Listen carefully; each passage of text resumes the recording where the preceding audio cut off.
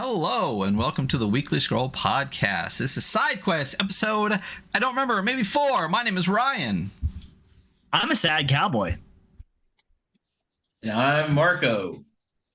And I am Josh, your GM for the night and the internet's biggest Orbital Blues fan. There we go. The biggest one. Oh.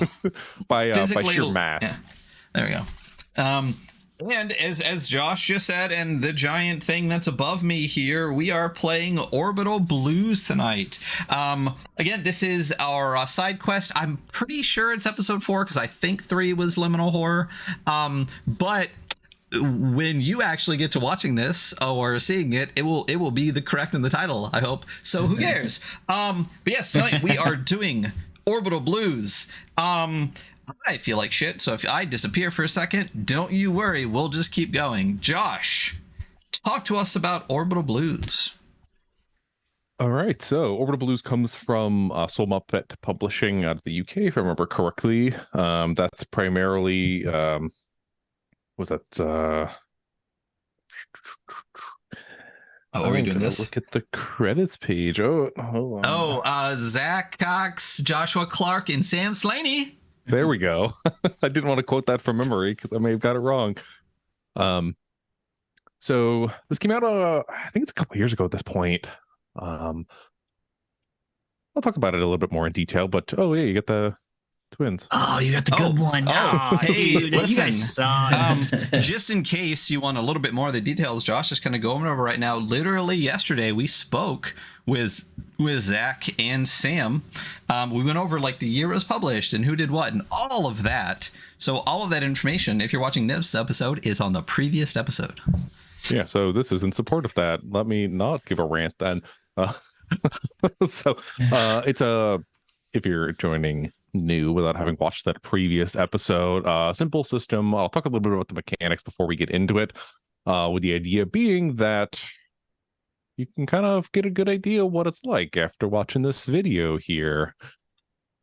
Almost as if that's the point of side quests. Yep. So for tonight's adventure, we've got it's gonna be pretty simple and straightforward. We'll take our crew through a tumultuous search, I suppose, for, let me see what I titled it myself. It's the Legend of the Silverhead Treasure. Now, I will note that this is something that I pulled from my hat. I have run it before, and it's a style of adventure that is very easy to port into whatever setting you might be using for your Orbital Blues games. For the purposes of this session here, what I did was I took one of the modules, 𝗢𝗥𝗕𝗦𝗧. This is by Tom McCready, and Josh Clark did the art again for this as well. And I mashed together the pre-existing thing I had with, 𝗢𝗥𝗕𝗦𝗧, the setting that they have there, to give it a little bit more flavor, I guess. But again, it should be, in theory, pretty simple to take the same concepts and run your own games with this as well. But with that being said, now Orbital Blues, it's an intergalactic age of cowboys, outlaws, and bandits playing on an interstellar stage. It's a time of hypercapitalism and cutthroat gig economy.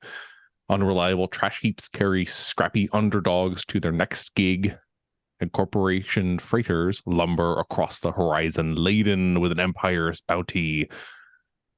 The back streets of every terraform metropolis brim with 1,000 lonely hearts and 1,000 more venal vendettas. The burnt-out wastelands between bright lights are lawless bat countries, anachronistic Americana languishing beneath multiple moons. Madness is every direction at every solar hour. These are the music-filled moon age daydreams of a rebel space age. These are your Orbital Blues. Now, as we've been talking about, Orbital Blues is a space age game of the gig economy. You are desperate folks turning to bounty hunting, odd jobs, and mercenary work just to kind of make it by. The way I like to describe the system and the aesthetic is that if interstellar travel was pioneered in an age similar to our 1950s and, would flourish in something akin to like the 60s and 70s, Orbital Blues is set in what would be the equivalent of the 1990s. Tech is bulky and unrefined, environments are dingy and lived in, and corporate interest has cast a shadow over the freedoms that would have been seen in the prior eras. Now, I'll talk a little bit about the mechanics. And then we'll get a chance to introduce our characters to each other, and then we'll kind of introduce what the adventure is. I'm not going to touch on everything here, primarily just for the sake of brevity. So I'll talk about some of the basic stuff, the key aspects of the system and how it operates. And then when we get into stuff like combat and potentially like spaceflight, we'll talk about those a little bit more in detail as they become relevant. So Orbital Blues is, at its core, it's sort of an OSR system. And then they've injected elements of story games into it. So the base mechanics are built off of Soul Muppets' house system that was developed for Best Left Buried. And that itself was sort of a hack of Maze Rats at one point that they expanded upon and made better. So it's got that simple core that's very recognizable, especially if you already know Maze Rats. And then they've added stuff like gambits, troubles, and blues that give some narrative control to the players and allowing, both the players and the GMs to sort of inject these story elements as they become relevant through play. I think the system as being a love letter to Cowboy Bebop, but I know that's not the only source of inspiration. It typically just draws upon the whole idea of found family in space.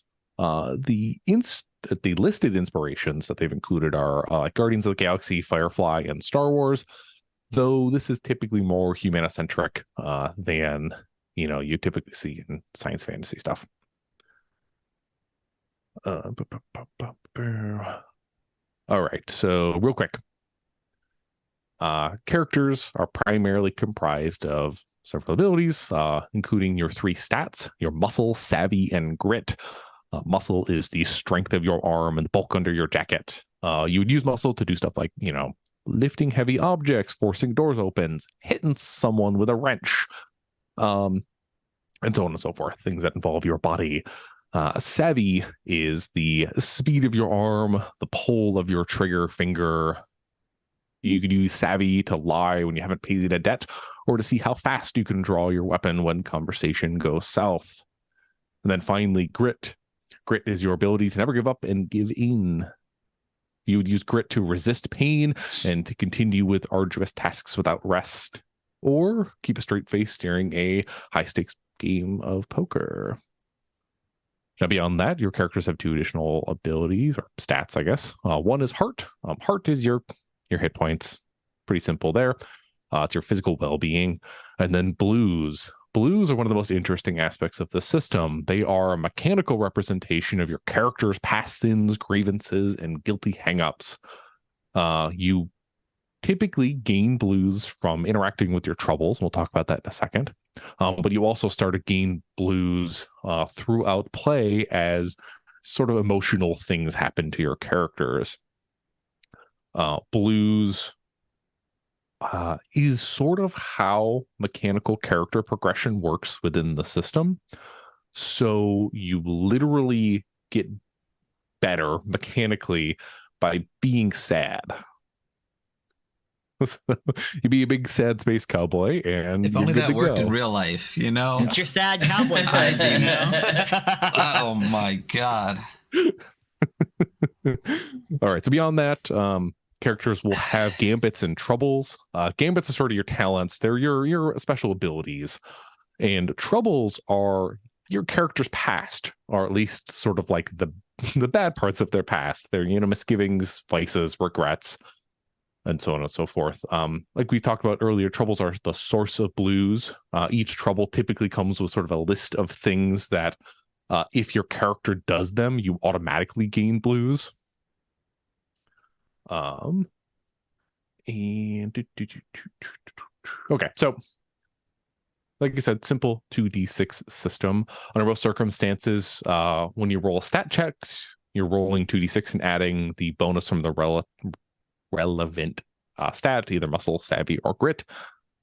Under most circumstances, when you make that roll, you're looking for an 8. It is a static target number. There are times when that number will change a little bit, and that's primarily combat, but under most circumstances, you're looking for 8 or higher when you make your 2d6 roll. There's also, advantage and disadvantage, which is referred to as upper hand and against the odds, which add additional dice to your pool, and we'll talk about that as it becomes relevant. I think the only other thing that's really worth mentioning at the start here is the blues check. Now, the blues check happens whenever a character encounters something sort of bad, and we typically want to focus on the emotional aspects of it, but it can be, kind of standard trauma as well. Just anything that causes stress or turmoil that will cause your character to feel something. Now, as you look at your character sheets, these blues checks are often going to relate directly to your troubles, but anything that causes sort of emotional turmoil is fair game. When you make a blues check, it's 2d6 and you add your grit. If you get, the 8 or higher, you can take it in stride, and you're sort of processing those emotions in sort of healthier way, and you gain a blues. Again, that's how your character sort of progresses. And if it's less than 8, the feeling sort of passes. You're kind of wallow in it. You're not able to process those emotions in the moment, and you do not gain any blues in that instance. Now, I don't think we're going to deal with this today, but the idea is when you have at least 8 blues, you can declare that trouble is brewing, and this is where your character confronts a source of their trouble and is, kind of processing through it, and you get to have a nice big scene, and at the end of that you reset your blues and you progress. You gain a new trouble on a gambit and so on and so forth. So keep that in mind. I don't think we'll see it today. There are a couple of things that I like to do with this system, kind of house rules. I don't know if I would even call it that. The first, any character that I introduce is fair game for your blues and troubles. Feel free to tie those in. Make it realistic. Like, don't throw me for a complete loop here. I'm going to try and do my best. But so keep that in mind as you interact with these characters. If you think that they are connected to your character in some manner, shout it out, and we'll work through that scene. And second, players call for blues checks for their own characters. I'm not going to ask you to do it unless it's like, very specific or relevant, and you haven't called it out. I might request it, but under most circumstances, you guys get to call out when you want to make blues checks. Beyond that, I'll note that I typically run my sessions sort of like a episode of Cowboy Bebop. We might have jump cuts. We might be running at a very quick pace with the idea that things are going to be fairly tight, I would say, unless it ends up meandering and proving me wrong. But all right, so that's the basics of the system. There are, plenty of other things that we can talk about, but we won't necessarily get into all of them today. So before we continue, are there any questions, comments, thoughts, concerns, ideas? Ready to be sad in game. Yeah. Sad jazz starts playing. But still cool, All right, so I think this is a good opportunity for us to introduce our characters to each other and our ship, which we'll talk about in a moment, because that's going to be relevant for today's adventure. Now, what I'm looking for here is a few specific things. Your character's name, their general aesthetic, what they look like, and what role they currently serve on the ship. There is an implication that your crew, your 3 characters, are working together for some period of time. So you have a pre-established relationship. And in theory, there are other members of your crew, but we don't really care about them right now. We're just going to focus on you guys. If a crewmate becomes relevant, we'll talk about it then. But what I specifically do not want is your backstory. I don't care at this point right now. I don't want to know when your character joined the ship or what caused them to join this crew, because we're going to discover those through play. I'm gonna tell you his blood type. You're gonna know everything by the end of this. My character doesn't Banned. know his blood type. All right, we can go in any order, but someone feel free to go first. Ryan, why don't you go first? All right. So you don't want my background. So then should we talk about our troubles and our gambits at all, or just give just a basic rundown? I think a basic rundown. I personally find it more appealing in this system to learn about the troubles as they become relevant. Cool. Okay, so then my name is Tango. I go by he, him pronouns. I am muscle heavy. And I definitely you'll notice my gang tattoos. I definitely have a couple stick and pokes in various obvious places. And I definitely, let's just say I'm a punch first, ask questions later kind of guy. And that's Tango. What role do you serve on your vessel? I imagine that I'm the enforcer. I'm the muscle. I'm the tank, if you will.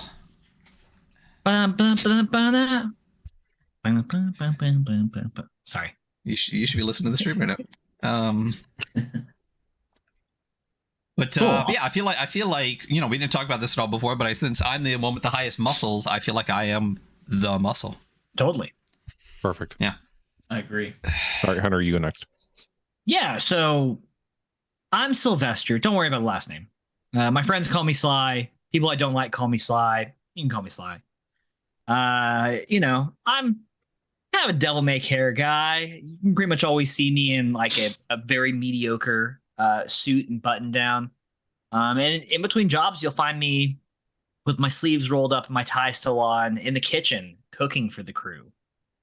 Because I fancy myself a decent cook. There you go. All right, Marco, you're up. Okay. I am Chuck N, and I wear a really bleached denim jacket, and then like a very deep white V-neck underneath it. And I got a little bit of tufts coming, a little bit of beard going, something that'd be considered hardly a haircut going. And I kind of pick stuff up around the ship. I take out the trash, wipe up after people, and I don't complain about it. Sick. So who flies the ship? Just to hop in real quick. I feel like the closest character for me is Jane from Firefly, but not quite so dumb. That's, I feel, what I serve on the ship. Big, same kind of buzz cut, same kind of just real. You know what? Just as dumb. That's the character I'm going to play as. I think that the ship is probably piloted by our onboard AI. Nice. That's kind of a dick.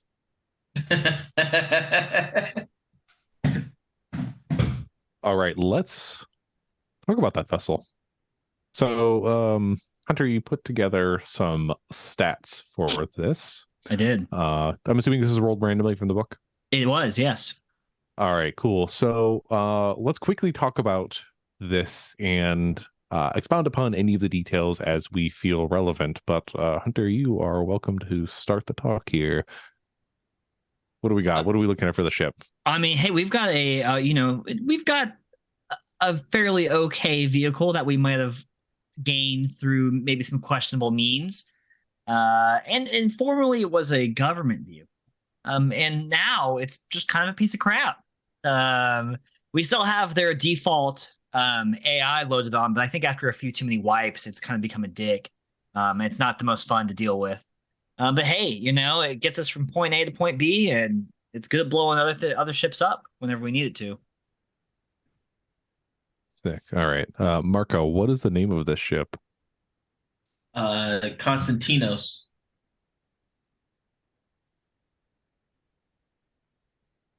All right, the Konstantinos. Lovely. Now, what are we doing today? This is the Legend of the Silverhead Treasure. Blowing the last of your credits and jump gate tolls, you've arrived in Wollaston's hold. It's a binary star system at the fringes of settled space. The system itself was settled a few generations back after a prospector, Sail Silverhead, discovered a massive deposit of palladium on the system's second planet. Silverhead made it rich by selling the rights to said palladium to Hagstrom Precious Metals Mining, who established the first settlements primarily by press-ganging colonists. Now, your current destination isn't the inner planets of this system, but rather Ranger's Rest. It's a transit hub. It's floating just beyond what's referred to as 𝗢𝗥𝗕𝗦𝗧𝗏, which is this asteroid belt that sort of surrounds the outer edges of the system. Now, you're here to meet a man named Mark Duran. He's an old contact of yours and a self-described artifact dealer. And he has promised you a huge payoff on what should be an easy job. Famous last words. Now, Tango, how do you know Mark Duran? And how did your last job together go horribly wrong? So, all right. Well, so, me and Mark go way back.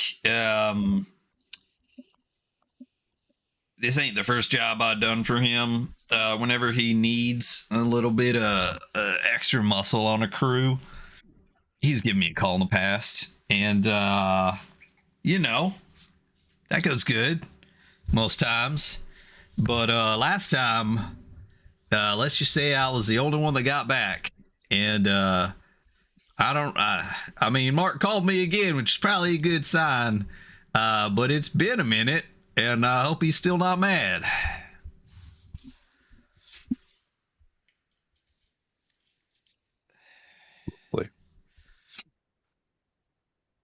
No. Mark gave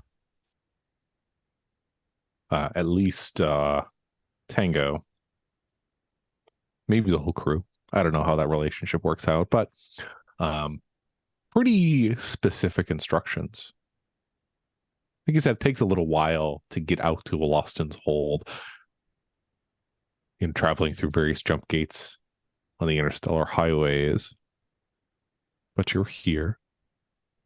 And the station itself is pretty small, all things considered. It's really just like right outside the jump gate. So truckers can kind of like sit there and, either adjust their load or find their flight plan or so on and so forth. But quick transit stop.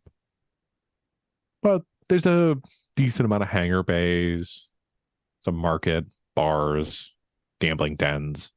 There's gambling dens? Gambling dens. Oh, yeah. Okay. And it's mostly sort of ignored by the system authorities. And by system authorities, I mean, Hagstrom and, their rent-a-cops. So to call it lawless is probably a little bit much. It's not quite that, but it's a pretty seedy place, all things considered. But the bay that Mark told you to land in, pretty straightforward. It's down in the shittier part of the station itself, but the docking fees are pretty cheap, and especially because you don't have a whole lot of money left at this point, that seemed pretty perfect.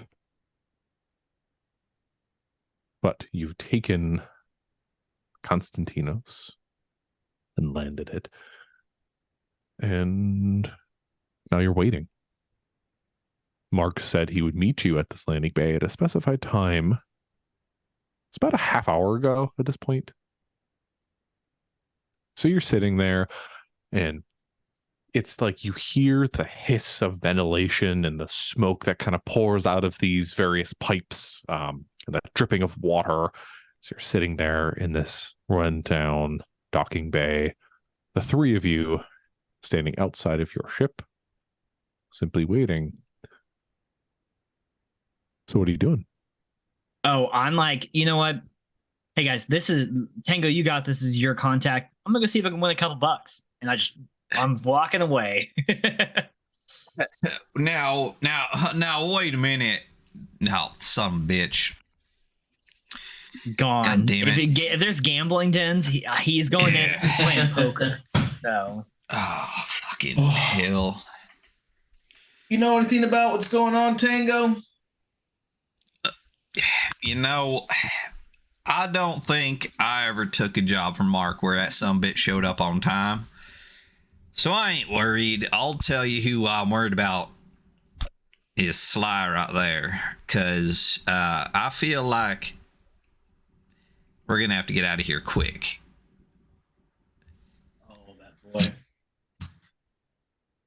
Loves them gambling dens. You want me to go after him, or No, he can I be beef feel jerky by like... himself? Here's the thing. If he gets himself shot, yeah, it sucks to suck. I'm trying to get paid, and I ain't getting paid by him. So he'll be here when he's here, or it won't. Whatever. Fair enough.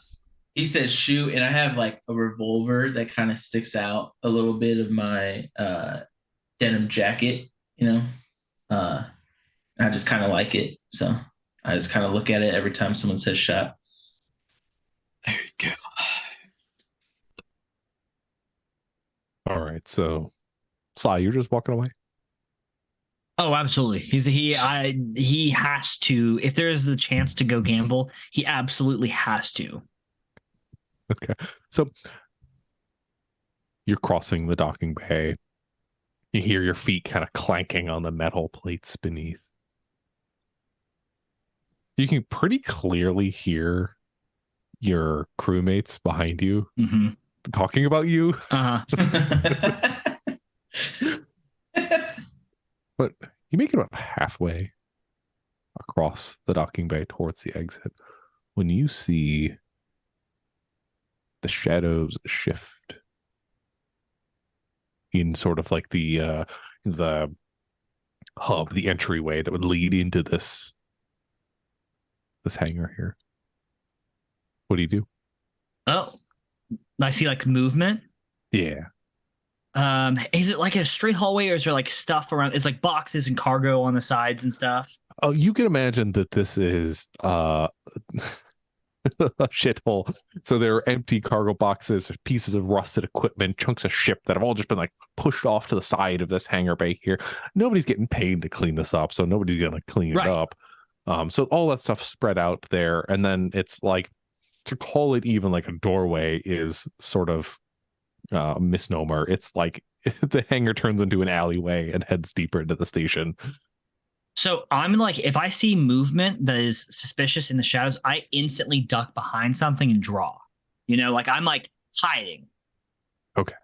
So you duck and roll behind, let's say it's like a burnt out engine from a ship that's been rusting for the last 50 years. Yeah. All right, so you're down behind and you hear footsteps. And it's like clank, clank, clank, clank, clank, clank. Stumbling into the light, passing through the doorway, you see an older man. He's got salt and pepper hair, and he's wearing a long leather coat.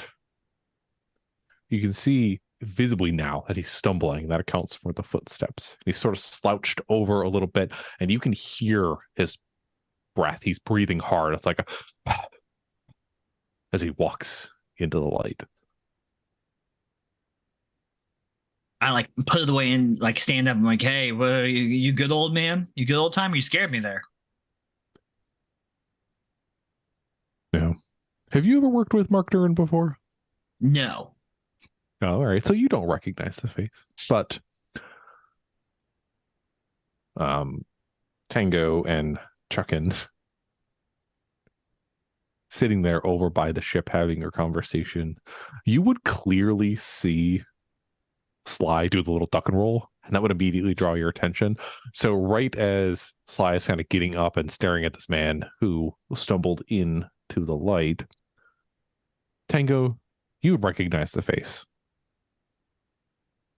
This is, like you said, this is Mark Duran. Yeah, I kind of pull like whatever beanie I have off my head, kind of like hold it in my hands in front, and I'm like, hey, how, sir? Hey, Mark, how you doing, Mr. Durham there? So he's still he just walked through the entry here. You got 50 yards or so to your ship. Sly, you're kind of like right up there, close enough to him to see his face as he looks up, and he kind of cracks a bit of a smirk at you, and he goes, I didn't think I'd make it, before collapsing onto the ground. Hey, whoa. And I kind of grab him as he starts collapsing, As you catch him before he falls?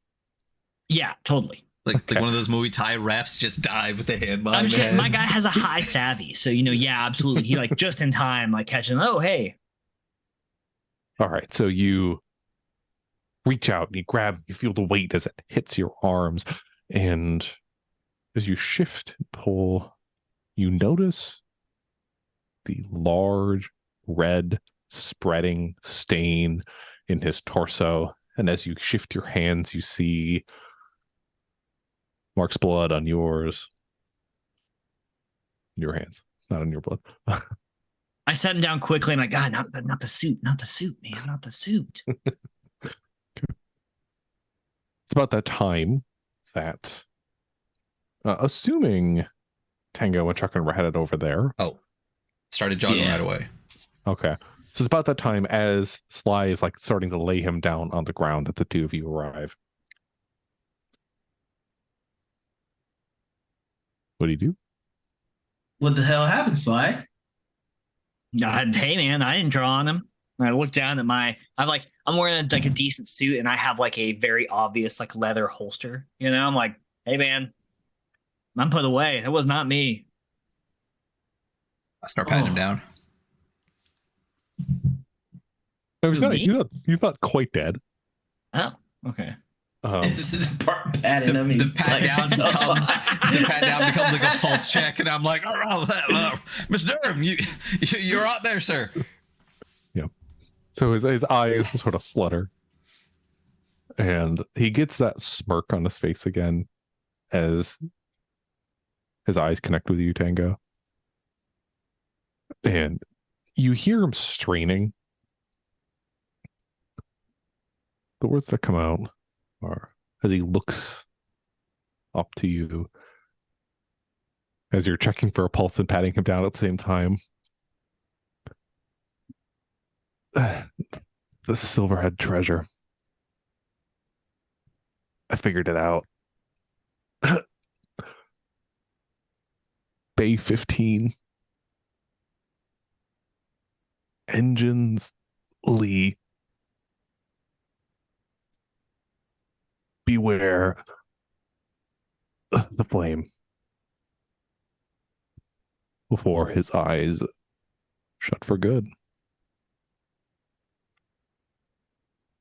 Dang, I would have like kind of stepped over and like kind of been checking out the hall a little bit, with like kind of my arms up a little bit, like because he came damaged from there. I'm like, what the hell? Mm-hmm. I finished my pat down. You finish your pat down, and the thing is, he doesn't have a watch on him. You don't really find like an ID card or anything. looks like he's got sort of coveralls or something on underneath it. Currently very stained with blood, and this leather jacket is as if he threw it on. He does have his revolver that was sort of strapped to his side.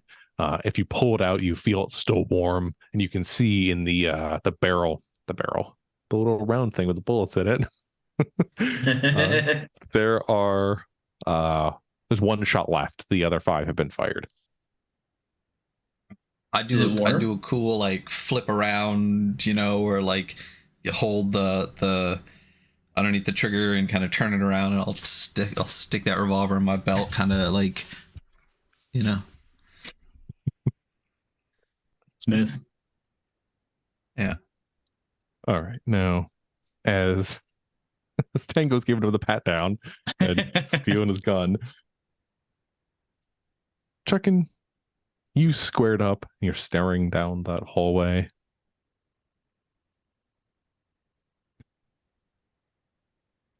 The shadows continue to shift.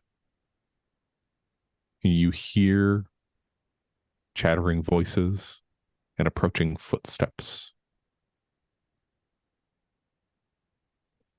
And it's not long before you see 3 individuals emerging from the shadows.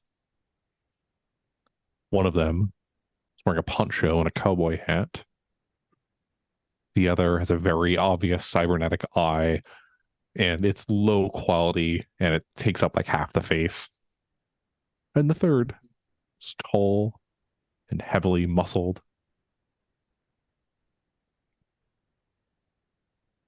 As they are walking up, heading in your direction, very obviously, you catch Cyber Eye put an elbow into Poncho Cowboy, and he goes, "He's dead, you fool." I start blasting. Immediately? Yep.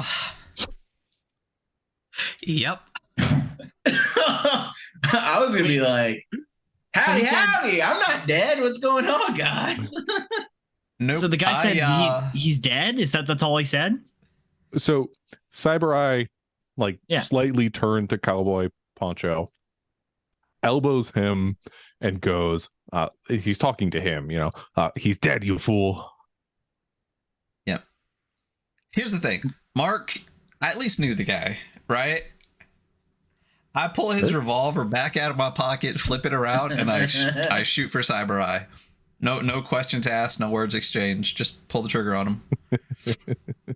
All right, so we're gonna treat this like combat. I'm not even gonna have y'all roll for initiative because you won. They would not have expected you to immediately draw and shoot them. I didn't expect it. I also that means I also gain a blue. Hell yeah. Okay. Is that just part of your trouble? Yeah, my trouble is I don't think it's in the official book because I can't find it, so it must just be in the original playtest, and this might be why. But do you want me to tell you what it's called now? Yeah, sure. Go ahead. It's called Red Right Hand, and I gain 1 blues when I reach for weapons before words. Nice. God. That's a good one. All right, so we're going to count this as an attack. When we get into combat, typically initiative is a D3 roll plus your savvy score. In this case, we're more or less going to treat this as a surprise round for probably exclusively Tango, given the quick shot in action of it. These 3 enemies you're facing act as a mob. In this case, they all are sort of one dedicated creature, if we want to refer to them as such. And I am checking something really quick.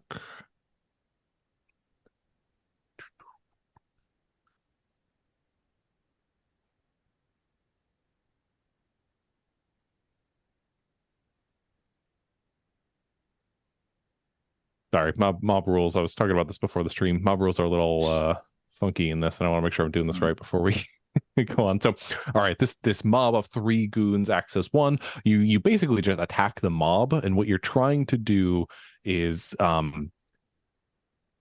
they don't have health in the traditional way. Mobs are denoted by their size. This is a mob of 3 individuals. And the idea is you need to deal a heavy amount of damage to them to reduce the size of the mob. So you can effectively take them each out in one hit. If you deal 5 or more damage on your attack. So as you pick and fire, I'm going to give you the upper hand. Shit. With your attack roll, you're going to roll 4d6 in this case and discard the lowest die. Now, the way the combat works in Orbital Blues, and I really like this. This is probably my favorite d6 combat. When you make an attack, you roll 3d6. What you're doing is you need to pick 2 of those die that exceed your target. In this case, 8. And the third die is your damage. Those 2 die that you are choosing, you're also adding your appropriate stat. Ranged attacks are going to be savvy, while melee attacks are typically muscle, but you can make a case for grit depending on the situation. So as you pick up and fire your gun, you're going to be using savvy to make that roll. Rolling 4d6. And the thing here too, you don't have to choose the highest die on your attack roll. You simply need to exceed the target number.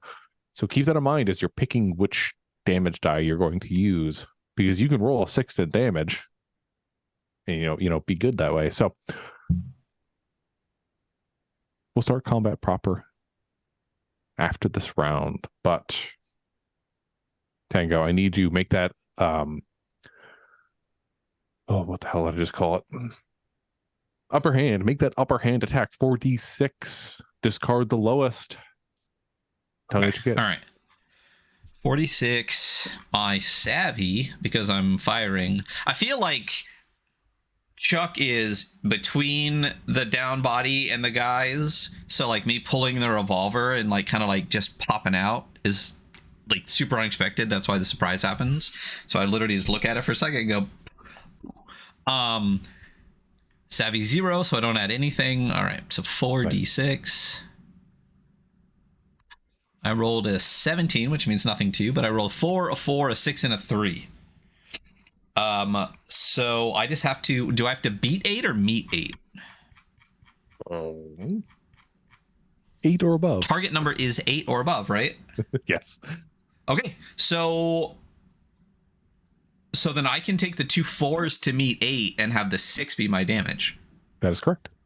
Fuck yeah, well then that's what Tango's gonna do. With that one last shot from Mark Durham's revolver, I take a shot at Mr. Cybernetic Eye, right with the other one. All right, so you duck out from behind your ally Chuck. Just a quick draw from the revolver. Bang. The shot echoes out as it flies down the hallway and straight through the opposite eye of Mr. Cyber Eye as he falls backwards, tumbling to the ground. I need all of you to roll initiative now. Again, this is a D3 plus your savvy.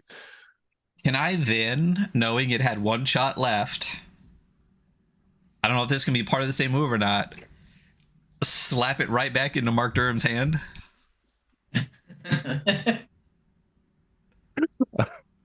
If not on this move, it will be the next thing I do, but I just want to stick it right back in his hand and just put his little finger in it and then, oops, Is your intention trying to make them believe that Mark shot the gun? No, my intention is to make whoever comes next believe that Mark shot the gun. And we are defending our fallen friend. Of course. But if that has to be the next turn, that is fine, but that is what I will be doing. You said just a D3? D3 plus savvy. So for you, D3. 4. Great. I got 4. Sorry. Oh, I got a 1.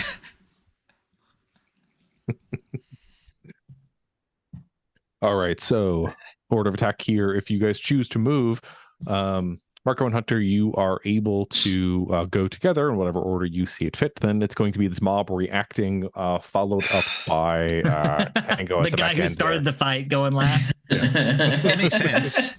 I mean, it's basically order, you know. All right, Yeah. sick. So, Sly, chuck in. You hear the shot ring out. There's that little like tinnitus in your ear because that revolver would run right there as it fires into the Yeah. hallway. Well, I purposely didn't shoot between Chuck's legs. I thought about it, but you I low like hanging fruit. Low hanging fruit. Yeah. I instantly That's what they like tell me. draw and move to the side behind like a piece of debris that's near us, and I just am like, why? And I'll fire as well. All right, so you take a duck and bang, you fire off your gun. This is again 3d6. You're looking for your target of 8 or higher. I miss. There's no way I miss. So Okay, so the shot careens down the alleyway. You hear it off of some piece of metal as it goes down. Chuckin, what are you doing? So I have a gambit called Devil's Right Hand. Mhm. It says a pistol is as much a weapon as an extension of your will.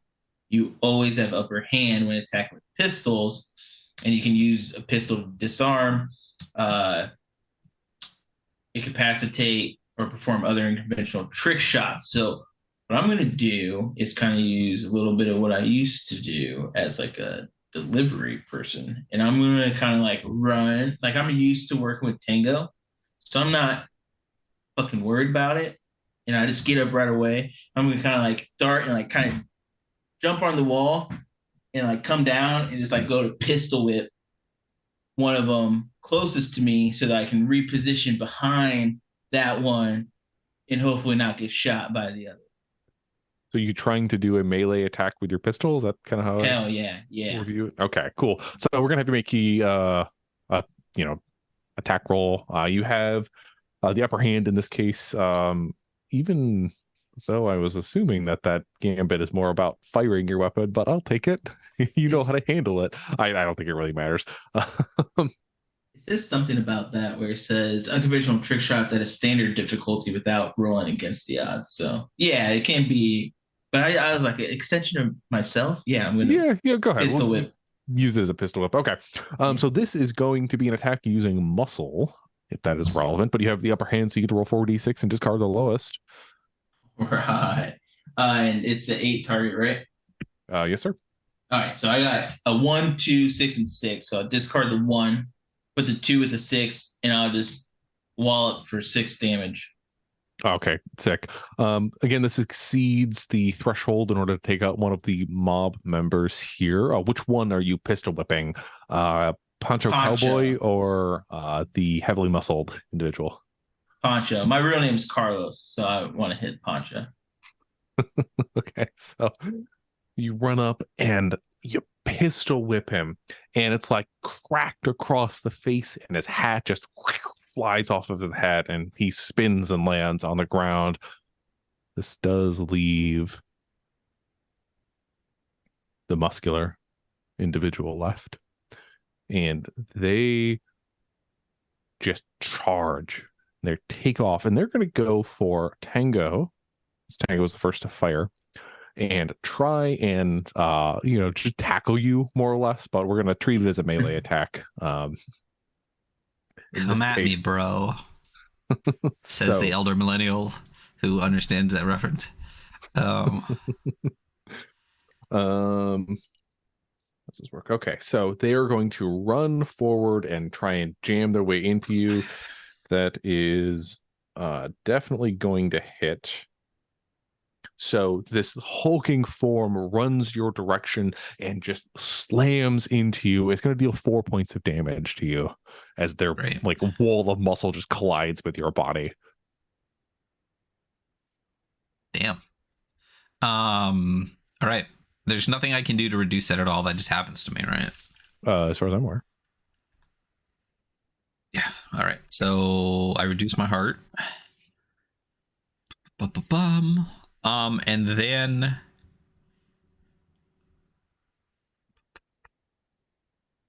it's me, right?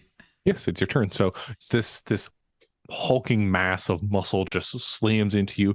Probably a similar hulking mass of muscle. Yeah. But you at least would stumble backwards in it and feel like the what will eventually be a pretty nasty bruise start to form. Gotcha. What do you do? I would love to pull out my knuckle duster. Okay. Like he just like charges into me, and I come back. I reach into my jacket. I don't pull out my other weapon. I just reach in. I stick my fingers right into the knuckle duster, and I just want to just punch this dude in the fucking face. Very Constantine, you know. All right. Unless otherwise aided in this action, roll 3d6. I'm trying to think if I get any type of anything here from anything. For a time expression, you spend heart for. Does the knuckle duster have like a tag or anything on it? Improvised and stunning. I do not remember what those do off the top of my head. Hold on. I do a Control F and search for stunning. Oh, no matches were found. Search weapons. Oh, stun is targets reduced to 0 heart are unconscious instead of dead. Aw. Oh, dope. All right. Well, I mean, What I'll was the still other one probably improvised? beat him to death. Yeah, I think it probably just means that that's probably a descriptive tag, I assume. So yeah, I don't have anything. Gain blues. This is a question about blues, I guess, and the way you would control it. It says gain 1 blues when I reach for my weapon before words. That's what started it. It's not like I wouldn't just be like, hey man, like let's be cool. Like reaching for a second weapon isn't more blues, right? I feel like that's kind of the same triggering effect here. More the same thing. Got it. Yeah. Still in my right hand though. Yeah, I pull out the knuckle duster and I try to hit this guy in the face. I get a 6, a 3, and a 2. So I'll need to put the 6 and 3 together for a 9. This is also a muscle. Oh wait. Yeah. So I get 2 on muscle. So if I do I can do 3 plus 2 is 5 plus 2 is 7. That's not enough. But Very I can true. do, and I always had it to the roll, not to the damage dice, right? It's not one or the other. It's always the initial roll. As far as I'm aware. I believe it's always Yes. the roll. Mm. Okay. So then regardless, I'll do the 6 and the 2 because that's how math works. And that's 8. So, and then I can add the 3 for damage as opposed to what I said previously. So 3 damage. So we're still dealing with mob rules, even if this is just one person left. So you do get the hit, but it's not enough to take them out entirely. You still got to roll high on that damage to take out the last remaining mob member. Okay. So I knuckle dust him in the face. It pops open his lip, so he's got maybe a future scar like mine, but he's still there. Yes, though I think more than 5 damage for use mob size by 1. Mob size dropped to 0. Okay. Yep. Sorry, I said mob rules are a little funky. I just want to make sure I'm doing that right. Okay. So, yeah, what does it look like? They slam into you. You reach and grab your breast knuckles and just a quick wallop. Yeah, I feel like he's in tight on me, so I get it's not a full shot. It's more like my hand's kind of in him, so I kind of pop him maybe enough to get him back up off me, but it definitely wasn't enough to get a full hook in. So maybe it just popped him, it's stunning, even though that's just flavor. Maybe it makes him take a step back for me, so I get a little bit more room for the next one. Sure. But obviously I don't do enough damage to put him down with it. Yep. All right. So this wall of muscle kind of stumbles back after being hit with the brass knuckles. Chuckin, you are positioned behind them, and Sly, you're kind of ducked behind cover. What are the two of you doing? Oh, I'm the moment he hits him and he backs up, I'm gonna draw and fire. I've already drawn. So the moment he makes the space where I know he's not gonna get hit by the bullet, I fire. I'm aiming for the guy's head. So quick pull out gun, fire, shot. What's Chuckin doing? I was going to charge and give him the people's elbow. The people's elbow. All right, so let's do the bullet first. Faster than I am. It's faster. Yeah. I All right, so rolled it's a gonna be 6, roll with a 2, and a 4. So I'll take the You 2. got savvy? 4. Sorry? You can add your savvy if it's a range attack. Cool. Yeah. So it is a range attack. So I'll take the 4 and the 2, which is 6, plus my 2 for savvy. And then the 6 is the damage. Sick. All right, so I love tell this me dice how you mechanic. take this final mob member out with that gunshot. I stand behind him like, dodge this. No, I like he runs past like the wall of muscle towards Tango, and as he does, I'm like, I recognize this is the last person, so I stand all the way up out of my cover, and like I'm training on him, and he gets too close, and Tango like hits him, and he backs up, and I just immediately loose. All right. The shot rings out. And you see that smoke curling up from the barrel, followed very shortly by a fleshy thud as the body hits the ground, dead. I like put my gun back in my holster. I'm like, why? Why did we do that? Yeah, I'm gonna instead of like I'll notice he's dead or shot as I'm running towards him, and I'm just gonna kind of keep running and be like, "You got him!" And then I'm just kind of going to the bay. I'm gonna kind of go behind some of the stuff and just kind of hold my.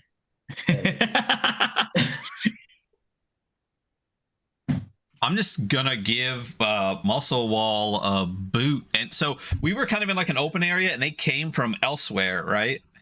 Yeah, so it's basically you guys are in a hangar bay, and there is an entrance / alleyway that leads out deeper into the station. Both, Mark came first, and then that mob came out shortly afterwards. So it's just kind of like that one hall. I give the guy a boot, look around, start walking towards that, and say, "Who gives a shit? Let's go." And just start walking, like just not running, but casually, quickly walking away from the scene that just happened. All right, so Tango takes off. I follow. Yeah, I'll go. All right, so the three of you reconvene, very quickly walking away from a very grisly combat scenario. There are 4 bodies that now litter the floor of this hangar. I can't believe that one old guy with the bullet wound took down all 3 of those other guys, Great shot. It was cool. You guys are good, right? You're good. I'm good. Am I fucking good, Chuck? Come on. Do this. Sly lights a living. cigarette and he's like, I don't know what just happened there. Nothing fucking happened. Sure, man. Oh, I'm like together and walking away from your ship. What are you doing? Where are you going? I guess we're going to Hangar 15. Yeah, I'm like, well, I guess there ain't a fucking job. Well, it's going to be, I mean, he said Hangar 15, beware of something. So I can repeat the message again if you. yeah, do that for me. I didn't have a pen, but I do now. So Oh, my character's too dumb to write stuff down. Yeah. That's All right. why I like playing dumb characters, because I don't do it IRL either. Hey. Everything that Mark Duran said as he entered was, I didn't think I would make it. And then he kind of stumbled through gritted teeth the following sentence. The Silverhead treasure. I figured it out. Bay 15. Engines Lee. And beware the flame. Engines Lee. Like Lee. Cool. And what was it? Beware what? Beware the flame. Put off. Okay. Pretty hot flame. Yeah, so we're trudging to Bay 15, and then are we gonna stop? Are we gonna like cross the gambling den on the way there? is a distinct possibility. Okay, that will be distinctly an issue for our party because I'll have to stop. All right, so Bay 15 itself is in a tucked away in a quiet part of the station, but it is a little ways away from where you currently are. You're probably in like Bay 5. You do have to enter in through the winding corridors of this station to head there. And it's probably been a while since you've been here, if you've been here at all. But the way itself is fairly straightforward. It does cross through the markets and the bars and the gambling dens in some regard, though. So as we approach the gambling den, I like get a little twitchy. Like, hey guys, I'm feeling really good. If you guys just give me like 20 minutes, an hour in there, we'll be great. I just need to borrow a couple credits. How about this? I bet you 50 credits that you can't not go in there.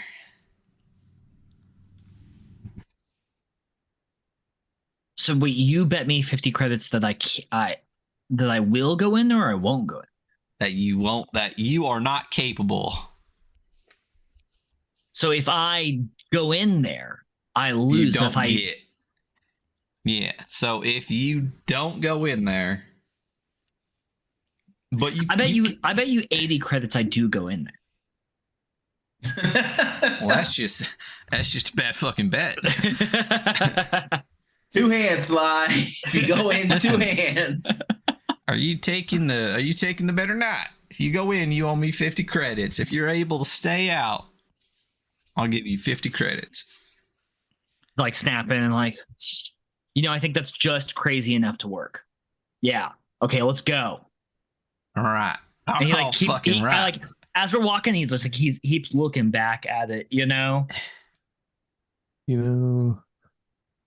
Sly, I need you to make a blues roll for me. This is my one call out for the session. Absolutely. It's just 2d6, right? And nothing's added to it, right? Blues. I'm going to reread the thing to make sure I'm doing this right. To roll a blues check, players roll 2d6 and add their grit. The total is 8 or higher. You gain a blues.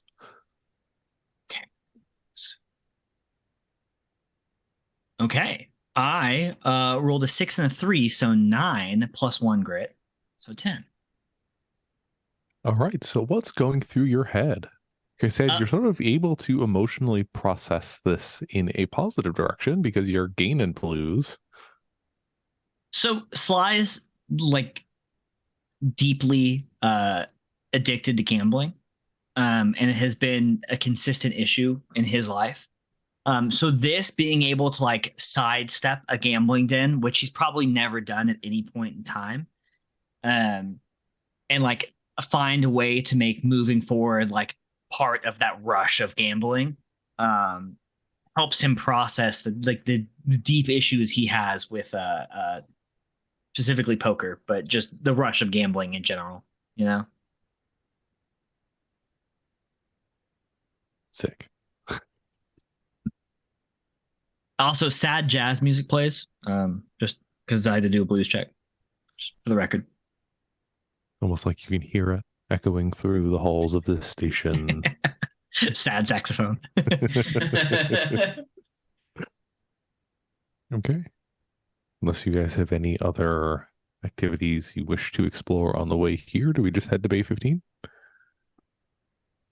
I think so. I'm good. I had my moment, but is there anything like what are the markets selling? Are they selling stuff that would just be useful to an individual, or is it more like higher load stuff for ships and stuff? At this point, it's kind of interesting. There's not a whole lot for sale. At the moment, there is some trouble brewing in the inner planets of the system there. And the corporation Hagstrom has sort of set up this blockade to the inner system as a result. You guys don't really know a whole lot of the details of it, other than the fact that it's going to make a pain in the ass if you have to go into the system. But as a result of this blockade, hasn't been a whole lot of goods moving out of the system towards the Ranger's Rest at this point. So it's plenty of booze. Not a whole lot of anything else here, at least, in terms of like useful pieces of equipment, unless you can scrounge something up.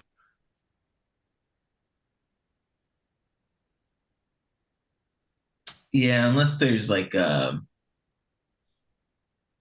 small glass I could put in my pocket, I'll probably just skip by everything. What what do you want to do with the small glass? Like a shot glass? Like that everything? Yeah, it was something I could if people are drinking, leaving their stuff around, I would get a glass so I could possibly break it somewhere. I think it's fair that you can find and swindle a drinking glass. Yeah, just kind of grab and push in, maybe after bumping into someone or something. Perfect. All right. Apologizing. So make sure you write that down. kindly. That's going to be crucial for later. Could be. I don't know. All right. Then Bay 15, like I said, was tucked away in a little quiet part of the station. As you enter through the threshold, you see the Deep Hopper. This is Mark Duran's ship. Tango, you'd at least be familiar with it in some capacity, whether or not you've been passenger on it or what have you, sort of irrelevant to that matter, but you do recognize the ship. Now, the Deep Hopper's a beat-to-shit old freighter, similar to the one you drive yourself. It's heavily modified, and it is horrendously ugly as a result. But the first thing you notice upon walking into the bay is that the Deep Hopper is in deep shit. It's clearly under repair. The engine is half disassembled. There's parts strewn all over the bay.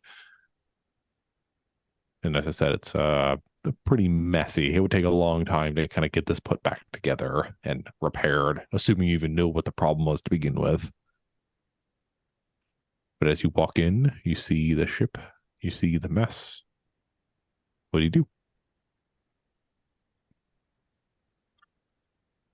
Did you say what? Did you say we're in Bay 15 now? Yeah.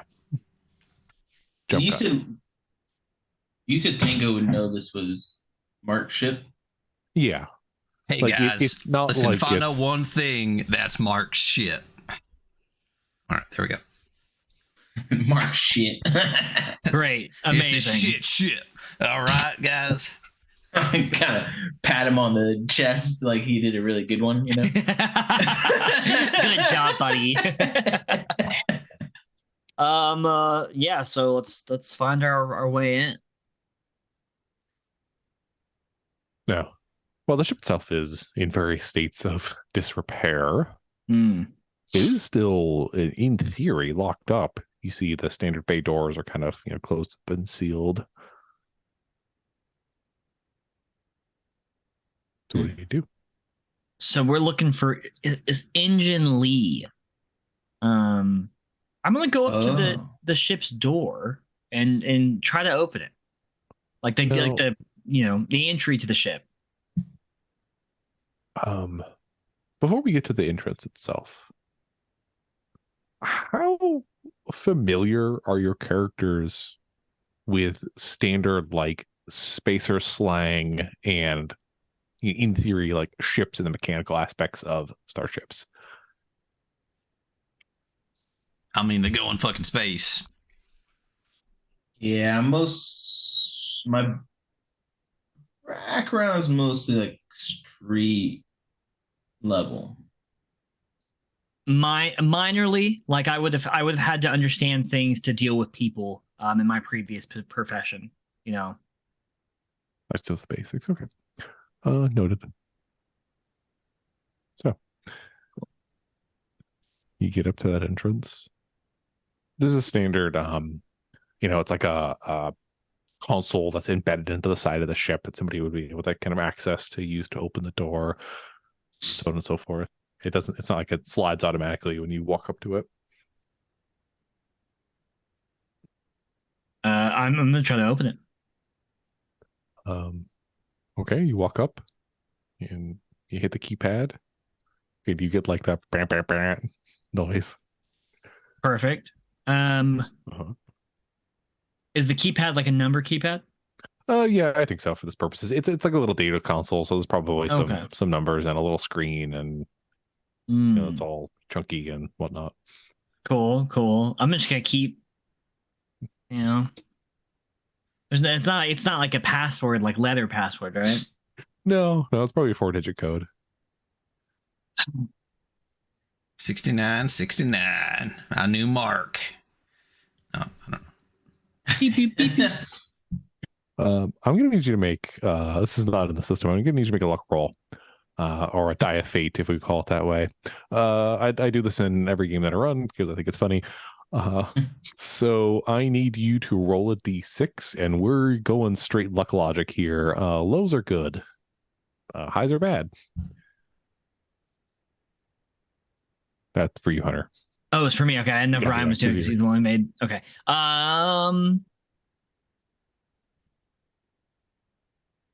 Bad, really bad. 6. I rolled a 6, so.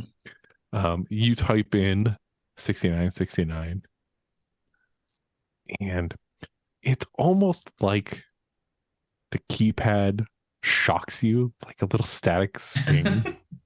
It's not. God, I deserve that.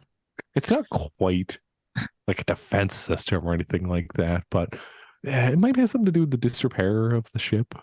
Right. Or it was just punishment for listening to a stupid idea and being stupid myself. Okay, perfect. I look back at the ocean. I'm like, all right, someone else, anyone else, suggestions?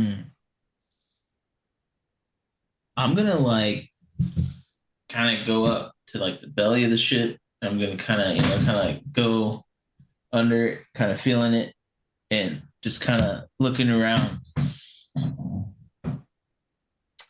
Where like the equivalent of a doormat, like a key under the doormat, is what I'm looking for. Oh, okay. Let's do another luck roll.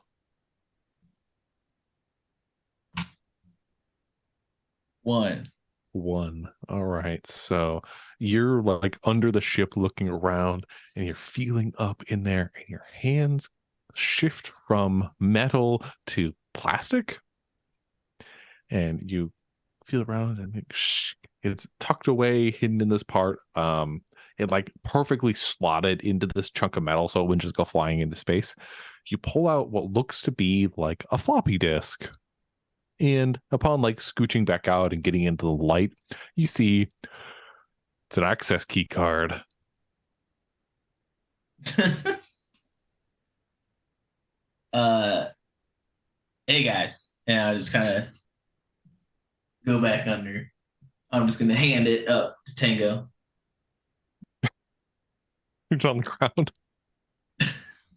Yeah, I mean, I'll snatch it from him. Okay. Conveniently enough, on that little console pad next to the door, there's a slot for just such a key card. Well, isn't this convenient? And I'll look around. Are we alone in here? As you look around and check the shadows, you confirm that you are in fact alone in this hangar bay. That was such a nervous pause. I was like, what's he going to say? When you look in the shadows, actually, you're surrounded. The tentacle rides from within. Hey, it's Friday. I'm gonna if you kind of like just dropped on your back and like slid under and did that thing, I'm gonna do like a high five, but like a bro one with like you know what I mean, and then like just yank you up, give you a pat on the back, and I'm just gonna is it a pin or a swipe? Insert. I slide it right in there, right in the ship's DMs. Or it's got that nice like click as it enters the. Yeah, it does. The whole and you get the resounding chime, the bing, as the ramp kind of like and starts to descend. Okay. All right. After you, Tango. And I walk on up in there. Okay. Now, what meets your nostrils? Not a very pleasant smell, but it's not necessarily an unexpected one either. It's kind of a mix of like cigarettes and BO. Smells like home. Yeah. Now, a mark ship isn't the most luxurious thing or the most complicated thing in the world. Even if you weren't familiar with this specific ship, pretty easy to get your bearings within the space here. It's effectively just a floating box, all things considered. There's a cockpit, a cargo hold, the engine compartments, a little like sleeping area for, in theory, a few different crew members, even though it'll probably be pretty cramped in there. And then it's all sort of ringed around a central lounge. Now, as you walk in through the entryway, outside of the smell, it becomes apparent that things are kind of tossed over is kind of the way to think about it. Whether this is new or sort of just the way that Mark lived is a little subjective, but it's like shit is strewn all over the place. There's, literal garbage kind of everywhere. Doesn't seem to be an order to anything here. And the interior of the ship isn't in the best of, the best state of repair, I guess, at this point. Amazing. I'm gonna draw and have my weapon in hand, but I'm gonna be like, I'm heading towards the engines, guys. I'm gonna walk towards the cargo. And I'm gonna kind of be tidying up as I go, but since I'm used to tidying up, I'm gonna kind of be I'm gonna be paying attention to how old the trash is and if it's ranging in age or not. Oh, good question. Doing a little bit of a stride too while I'm doing it. We'll come back to that. What's Tango doing? I think if one's going to the engine, one's going to the cargo, I guess one of us has got to kind of be, I don't know. I'm going to stay kind of near the front, but when we walk in, is it mostly like I don't think the ship has a foyer, but is it like a primary, like middle area? Like what is it there? Like an entryway table with some flowers on it. Yeah. And like so the mudroom, the access gate would have basically opened into an airlock, so a small little foyer if you want to consider it that way, and then that opens into that sort of central lounge hub, and the other things kind of break off as if they're spokes in a wheel. Gotcha. The cockpit, so the cargo hold and whatnot. I'll kind of just go through the lounge area, just kind of, maybe straighten up in a way, more just like looking for good shit, but also I want to keep an eye and an ear towards the entrance area if they both just went off in different hub areas. I ain't a pilot, so I'm sure the ship will get off the ground somehow. All right, so you're looking for fun things. There is a like a perception roll. I don't think it's called that in the system here, but something similar to that. Observation. Yeah, that's the word. Yeah, I'm pretty sure it's just 2d6, no modifier. So if you're peeking around for good stuff, let's start with that. Observation check is You want each of us to make one? Sure. Actually, well, 2 of the 3 of you, because Sly is just heading back toward the engine last we were updated. The other 2 you guys are kind of looking through. 2d6, no mod, good times. All right. I got a 9. Okay. I also got a 9. 5 and 4. 9. I think it's. Oh, all right. 9 and 9. So, Tango, as you're kind of tidying up and digging through, you shift a box and you hear a resounding clink of metal on metal. And a quick look, you found a box of ammunition for a big old revolver. Yeah. Now, for checking, as you're tidying up, you get the distinct impression that this garbage may have been better contained at one point, but was very recently rifled, either in haste or potentially somebody looking for something. It's a little difficult to tell what, but it looks like it probably was a little tidier at one point and then kind of like thrown about and strewn.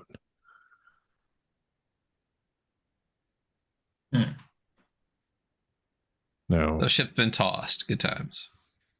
Yeah, I'm gonna be. Hey, Tango, did you close that door behind us? I mean, I feel like we probably would have, right? I think we would have. Double checking. We're all habitual door closers, you know? If I didn't, I'll go do it now, but I'm also going to call back, hey, Chuck, you carry a revolver, right? Oh, I love it, and I'm just gonna look at it. Yeah, I might have something here for you, bud. Oh, Tango, thank you, buddy. Yeah, And I was gonna can't. Yeah, I had can't like do a nothing zipper with it. pocket in my jeans or something. I'm just gonna like pour them straight into there, out of the yeah, like out of the container. Just put it right in my pocket. There you go. Yeah, don't get too close to the fire now, bud. And listen, it's pretty obvious that this place has been tossed. I don't know if we're the first ones that have been here or what, but did you find anything? Kind of thinking the same thing. Yeah, this trash is not all from the same day. I'll say that much. Yeah. Hey, Sly. Yeah. What are you doing up there? What am I doing? Have I made it to the engine room? So you're clinking down the halls, Clink, clink. walking metal plating here. Again, the ship shows various. Again, it's a little hard to tell if it's intentional or not, but panels are kind of been pulled off the walls and bits of wires are hanging out. It could be that it's under repair. The wiring in there does not look good. It's like melted together in places and probably at risk of starting an electrical fire, which would be strange if your ship probably, didn't look the same if you take off some of those panels. But regardless. Hey, listen, our ship's in better condition than this, okay? Probably. But you clink on down that hall. Before long, you find yourself in the engine room. It's pretty standard affair.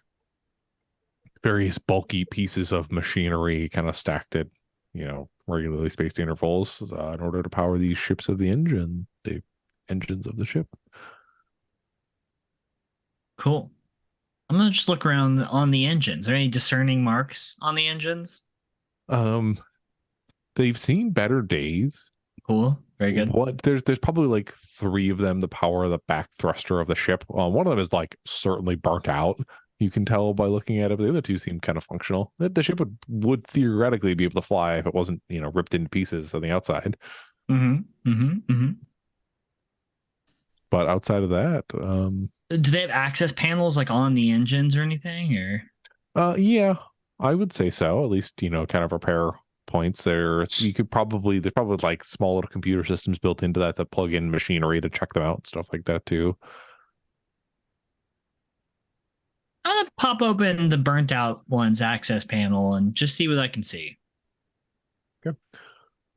You pop it off, and it's not like it's actively smoking or anything like that, but it's got a pretty acrid smell that permeates outside of the panel as you pull it off. It looks like shit in there. This might, in fact, be the reason the ship is grounded to begin with, because it's like you gotta replace the whole damn thing. It's the block is, if we refer to it in car terms, the block is like cracked and fucked up. The Perfect. starship pistons, Starship pistons, very good. Yeah. they're non-movable. I know lots about cars and engines. It's bad. Cool. I'm looking for any discerning like information about what, I don't know what engine Lee is. I assume it's the one on the Lee side, you know? You know, that line of thought sets that little light bulb off. Right. The light bulb I keep behind all the gambling addiction. You have one of those like memories, One of those, yeah, totally. where engines Lee, the Lee side's a nautical term, generally referring to a downwind and sheltered part of the ship.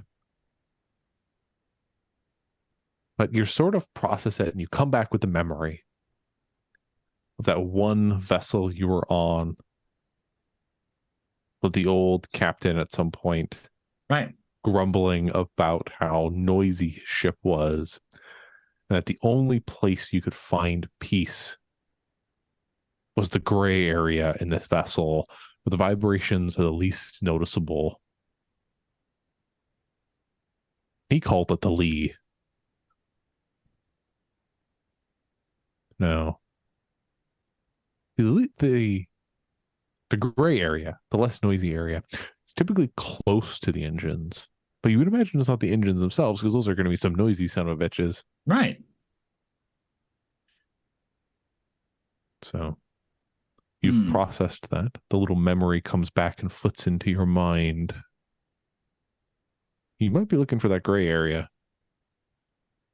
Okay. What was it right outside the engine room? It's in the old beat up piece of shit vessel that the memory sparks from. It was close to the engines, but not like in the engine room. Okay. Yeah, so I'll step out of the engine room, and then I'm gonna shout, I'm like, hey guys, I just thought of something. And I'm gonna recount to them, hey, I was on this ship with this old piece of shit, and he was talking about, you know, the gray space on the lee side and all that. And I was thinking, there you go. Uh-huh.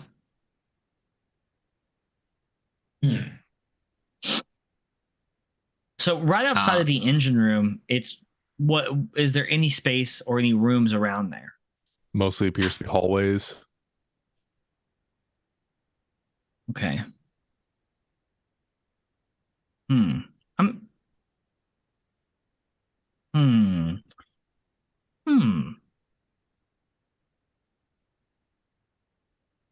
Y'all got anything, or am I Gray space? Is the cargo on the opposite side of the ship? So the way I said it was kind of like spokes of a wheel, where you get that center there, the cockpit's in one direction, the cargo and the living spaces are another, engine being the back. Right. So I wouldn't say the cargo holds like the opposite, but it is adjacent. Let's look around. Yeah. Do that. Where are you guys looking around? Where are you going? I think I'm gonna rummage through the living space because Chuckin, you're already in the cargo space, right? Yeah, I'm like slightly out of it now because I'm I inform you know we all know the plan. I didn't forget. I'll be like, oh yeah, I'm gonna go back in here.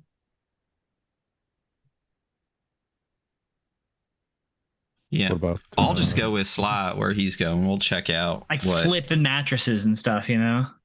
Yeah. No, you don't. You flipping mattresses. You're trying to ransack the place. You're looking around. Nothing's really connecting.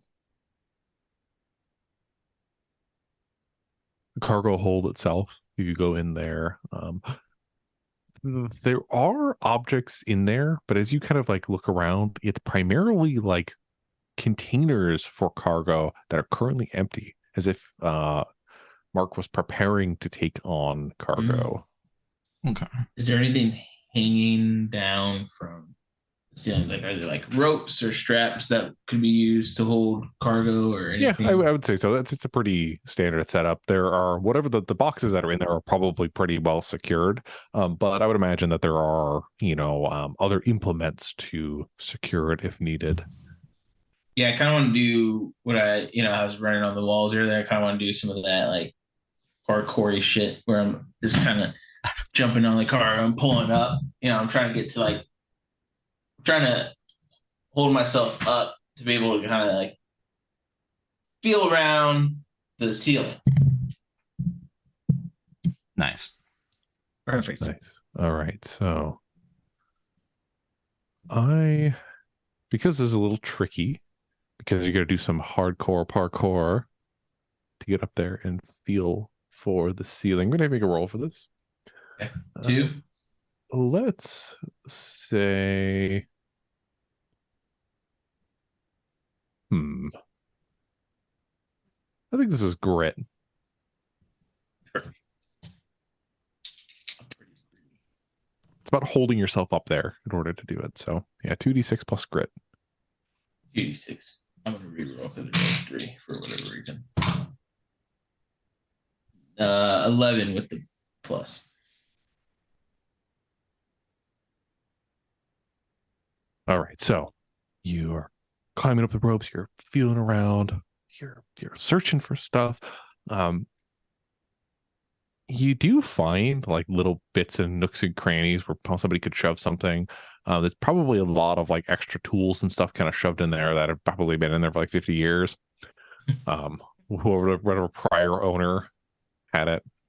But you don't seem to find much in the way of, like secret cargo, anything that immediately stands out up until you drop from the little cargo hooks and land back on the deck. And as you land, you hear a weird noise. It's like a clong as your feet hits the deck. Like it's hollow. Could be.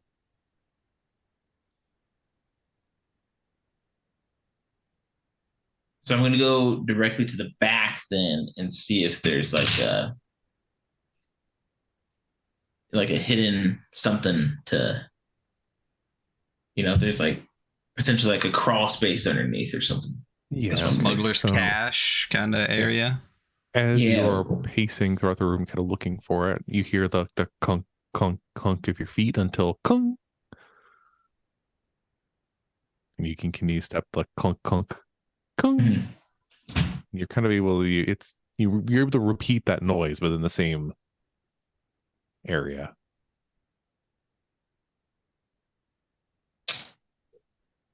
I'm going to yell out to the others. I'm going to yell to them, hey, there's some type of cavity or crawl space under here, but my guess is the entrance isn't in here. The entrance is closer to the engine space. Like I said, this is adjacent to it, so it's close. Mm-hmm. It's a tiny little ship, so you got like your engine here, and then the cargo hold like here. Yeah, go ahead. I was just gonna feel around the floor. I assumed that I didn't have entrance. Yeah, I mean, if he tells us that, then I'm just going to go back and be like, well, fucking obviously the dude had some type of smuggling thing or whatever. Let's just fucking find it. And I just start punching walls and stuff. Like wherever he said, like, I'm just like banging on stuff, stomping on stuff. I'm just like, it's not my fucking ship. And I just start thumping around like wherever it is. I'm just like, you're just banging it again and again. You're able to repeat that noise, like the bong on the floor or whatever. It's a hollow. Like it's pretty obvious now that you're repetitively smacking this one panel of floor. Oh no, go ahead, Brie. Say something. No, you can go ahead. So there's this hollow. It's in the cargo space, and we can't find an entrance through the cargo space. Well, I mean, you haven't been looking too hard. You've been banging around. Yeah, that's true. I'm looking. I'm not just like punching the same spot. I want to follow it along and see if there's like anything else. So I got nothing. I'm not just making shit doesn't music here. appear to go anywhere. You're able to repeat the sound of like a one panel of floor. And we can't open that panel. I can't just like I mean, you find a haven't seam tried. and rip it up. Can I try to find a seam and rip it up? All right, You as didn't you even try to pick up the goddamn panel, Chuck. What the fuck? I thought it was too obvious, Tango. You know how I think. as you It's get like down when on you're your, running a game and everyone's like, "Well, I'm gonna try to pick the door. I'm gonna try to do this." It's like, did you try to open the door first? You know? Yeah. All right. As you So I just down crouched on down, your- looking Chuck in the eyes the whole time, and I just want to like just try to reach in and like flip it while I look at him and just like, son of a bitch, this son of a fucking. Yeah, you're able to It's look okay. down and you see this one panel of the floor is just a little like not flush with the rest of it. And it appears like as you're looking down, you're feeling around, you feel the seam and you're like, okay, this has got to be a hatch. It probably has a proper way to release it. You could probably do it with a tool. It's a little too snug in there to, try that with your hands. I mean, I've been called a tool before, just saying. All right, so how do you go about it then? Chuck, you got like a screwdriver or anything on you? Did I Slide. I didn't grab any tools, but I know there's those old tools up top. Oh, sure. So Yeah. I could just go back up and get them. I know the safe way now. I can re-roll if needed, but No, you're good. maybe cool. So a few seconds later, you hear like clang. It's like a tool bag flies off the thing and lands on the ground.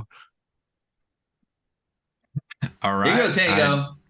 I dig, I'm sorry, by I the dig way. in. You know I'm sorry. find- Well, you sorry for me. Well, I didn't look like you wanted me to look. I get it. No, I don't even remember what I was talking about.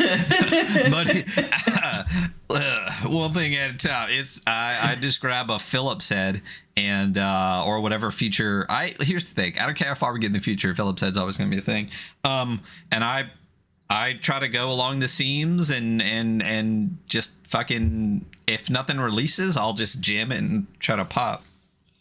All right. So within short order, you're able to open up this smuggler's hatch. Let's find the cavity down within. Now, All right, what do I see? the compartment itself is not super large. This would be, this is kind of where you would hide something small and valuable. You could probably fit a few people down in it if you want, but it's not like you're putting an entire like load of cargo in there. But as you pop the lid, the anticipation builds. Feel it, you shine your light down there. It looks empty. And as you're about to throw the towel in, your light catches one small little object just down at the bottom of this pit.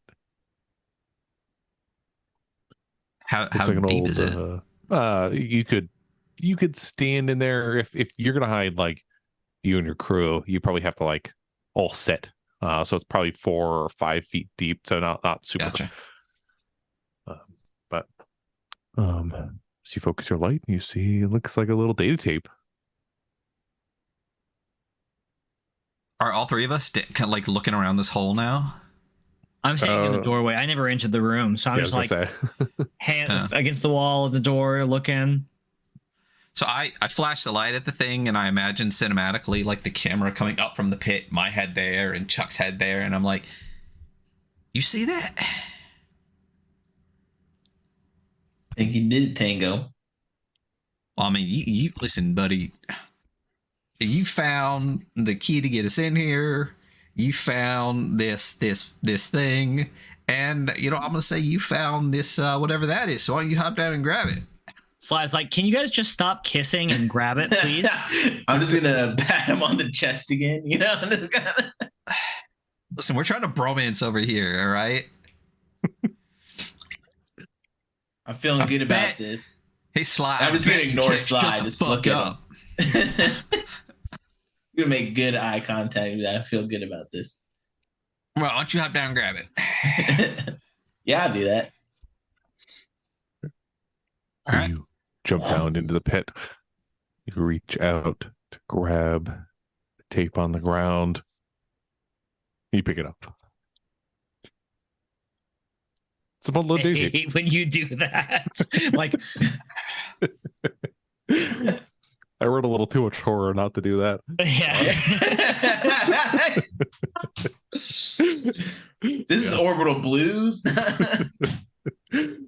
Yeah, we're sad, not terrified. Orbital Blood Yeah. Red. Yeah. All right, so you pick it up. You pick it up. You're able to kind of hop out of the thing, and it's pretty standard data tape. You'd plug this into any, a wide variety of electronic systems to access the data it contains. All right. All right. Well, I mean, it has to be what he means, right? We can't find nothing else. So what are we doing now? Beware fire? Is that what he had next on the list? Yes. Beware the flame. I say we Flame. take this data tape back to the ship. Yep. Let's pop it in and Yep. get our AI Reginald Uh-huh.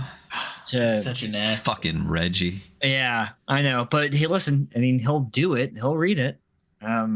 Begrudgingly. So Yeah. Can't we just get a fucking new one? it's really expensive. It's really expensive. And last time I checked, we didn't have any money. In fact, I think you owe me money. Yeah, it was like 5 credits or something. I think he owes you. I think you add a 0 on the back of that, and that was what it was. But sure. Oh, I ain't got no credit. And I'm But just we're gonna taking- pat Sly on the chest. But we're and be taking like, the "But you did long a way good around job." to get back. I'll tell you what.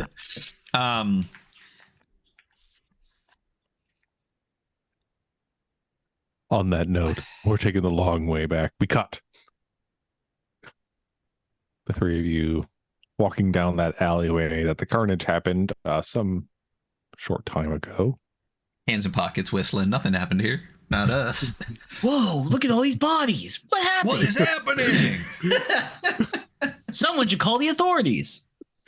Now, heading towards your ship. Now you realize very quickly that you're not alone. He sees a group of people that have arrived in this hangar, or that are there upon your arrival. See, it's like a dozen or so of them. Most seem to be kind of milling about with their backs turned to you, kind of surrounding the bodies, not quite at your ship, but there's probably a couple of them meandering close towards where your ship is. And you can see that they're well armed, mostly because you pick the signs up. It's not like they're like openly brandishing weapons, Right. but you see the chain on the waist, the little hip, the straps of leather that would indicate, weapons that could easily be drawn. Maybe a couple of them actually have like baseball bats and that type of deal currently on them. I look at the guys, I'm like, let me handle this. Trust me. Yeah, there's like brass knuckles on the fingers woven into gloves and so on and so forth. So it's a fairly heavily armed crew. But the big thing that is noticeable, they're all wearing matching jackets. And there is this a logo that says Banshees kind of like emblazoned on the back. And I imagine it's in like a purple typeface with like a screaming woman kind of underneath it. Globo Gym Cobras.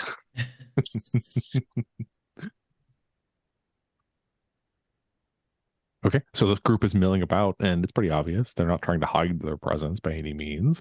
So you can see them. I think we just keep walking. I think we just walk like we're trying, like we don't know what's going on. Nonchalant, Yeah. Very nonchalant. Now you walk in, and all 12 eyes shift and turn to look at you. The group kind of parts a little bit, but it's almost like they're starting to funnel you with where their placement is. And the final set of eyes to turn and look at you come from a woman. Now, she's wearing the same coat, at least the same style with the Banshee logo on it. Hers is considerably nicer. Maybe it's even a different cut. She turns to look. She's tall, strikingly red hair with matching lipstick. She looks the three of you over as you walk in, trying to be nonchalant and heading towards your ship. She says, you must be Durin's friends. We don't know who that is.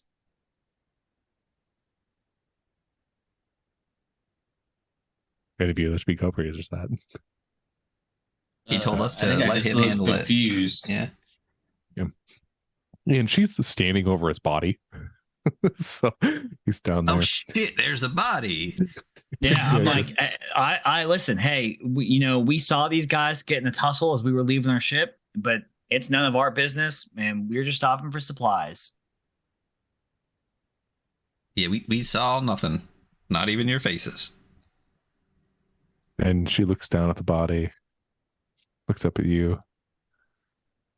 Is that so? Yeah, I'm actually gonna. Can I just go ahead and use one of my gambits for this? What's your gambit? The perfect lie. Oh, Once per session, you can perfectly convince someone of a lie. all right. Yeah. So that was my perfect lie. I'm like, no, sorry, we saw them getting into it. And we left. all right. So it's a perfect lie.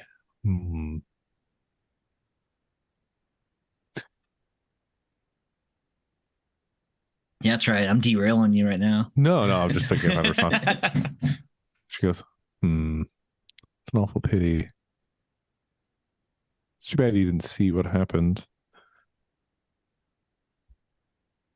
As I understand it, he ran afoul of some competitors of mine. Suppose he seems to have gunned them down himself. Lucky for you. Saving your ship from damage. I see. Seems that way. Does seem that way. Well, have a good day. Just keeps walking. As you begin to walk, she goes, before you leave, you gentlemen looking for work? We could be employed in some service. I don't have any money. Yeah. Yeah. Yep. I feel like everybody's always looking for something to do, right? Yeah. And she goes, well, how rude of me. You can call me Red. Is she redhead? Oh, yeah. Yeah. Matching lipstick. Strikingly red-haired matching lipstick. Nice. Now Me too. you three might be just the three to help me out here. Now, you see, obviously you didn't know him. Port Durin here was working for me. Appears to have been waylaid before he could deliver his final report. I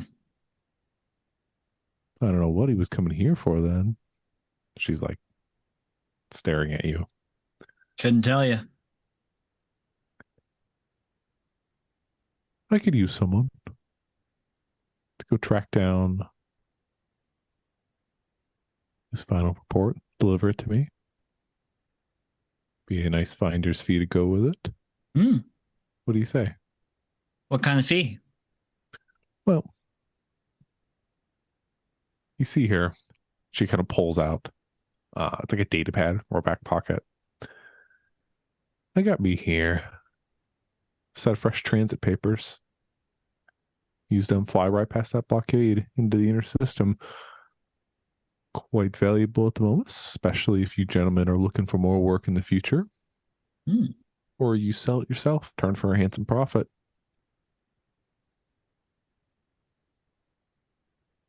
All right, well, let us go convene. And if we were to accept this job, where would we look and where would we find you? She kind of smirks. Contact me at this, and holds out like a piece of paper. Like, let's say, business card. I take it. Take it. All right, it's got a call frequency on it. Yeah, that's your Snapchat. That's nice. Wow, raised lettering. No, I wouldn't begin to tell you how to do your job. But when you have the info, when you find that report, you send it to me. I'll make sure these papers get in your hands. Maybe something a little nice extra. Beautiful. Well, we'll be in touch. I look forward to it. She turns and does a little head nod, and her like group of a dozen folk kind of fall in line, and they walk out of the hangar. I look over at Tango, Chuck, and I just go, just real quick. Yeah, I'm watching her leave. I'm in love. Yeah, so we proceed to the ship. Yeah, someone has to like pat me on the back, and I'm like, oh, all right. All right. Yeah, I'll get her whatever she wants. Let me tell you what. I have a question. Do you think that interaction would be considered making an outrageous bluff? Yes. Okay, well, I gain blues on making outrageous bluffs. Because you just talked down the queen of a pirate crew, so. Get it. 2 blues. Hell yeah. All right. You get 2 blues? I got 2. I made a blues check earlier, and then that. So. Yeah, you guys are slacking. You need to go blues fishing. I know. I started. Do you want me to start shooting everybody? I got a gun. That was the nice thing about not using a pre-built and building a character is I was like, oh, I built like a lying gambler, you know? Yeah. Well, I mean, I think my pre-built's pretty good. We just have to get more fights. Yeah. Yeah. Okay. So the hangar is now yours to do with what you please. Your ship is unaccosted. At least it appears to be. Yeah. So we get on the ship, and I'm like, so how do we find this data report? Wait, you said what? I said, so how do we find this data report? Well, I think we might have the data report. Tango, have you been paying attention? Listen, all right. All I'm yes. Okay. What we found on his ship is a data report. There we go. All right. We should look at it first before we give it to her, right? Yes. Mm-hmm. I give it to you.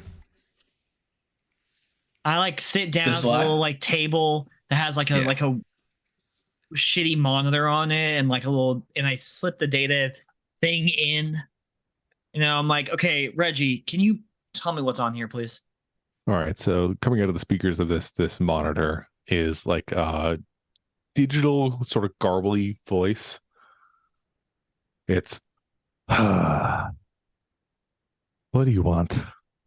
Can you please tell me what is on this? Is it a data disk? Is that what it is? What was it?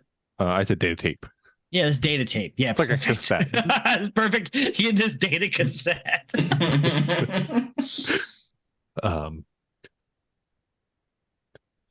If you insist. I think I do. And you hear like a voot, voot, voot, voot as it like reads the tape. Yeah, it looks like that. And it's like it's taking an awkwardly long period of time. And you know it's not because it's slow by any means. It's the voice kind of comes out with like a little chuckle, and it's like, somebody pulling your leg? I mean, I distinctly hope not. God damn it. They made you a little treasure map. Oh, goody.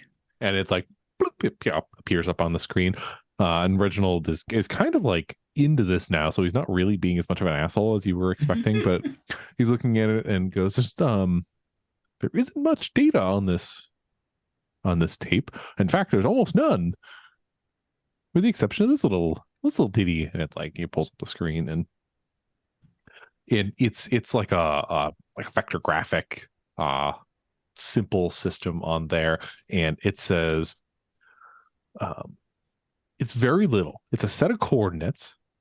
It's a line of text that says Silverhead treasure, and it's a navigation route.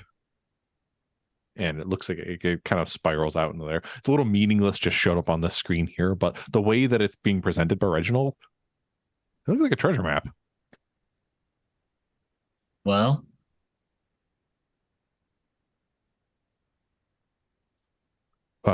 Well, what?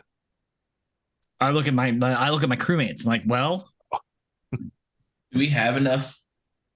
Well, is the map showing that it's not at the station, that it's like in the system? How familiar are you with navigation charts? Oh, well, I said I was more street level before, so I would honestly say not very. Okay, you can ask Reginald if you want, but hey, Reginald, my dearest, what where's it telling us to go? Us is funny given who operates this vessel. Fucking prick.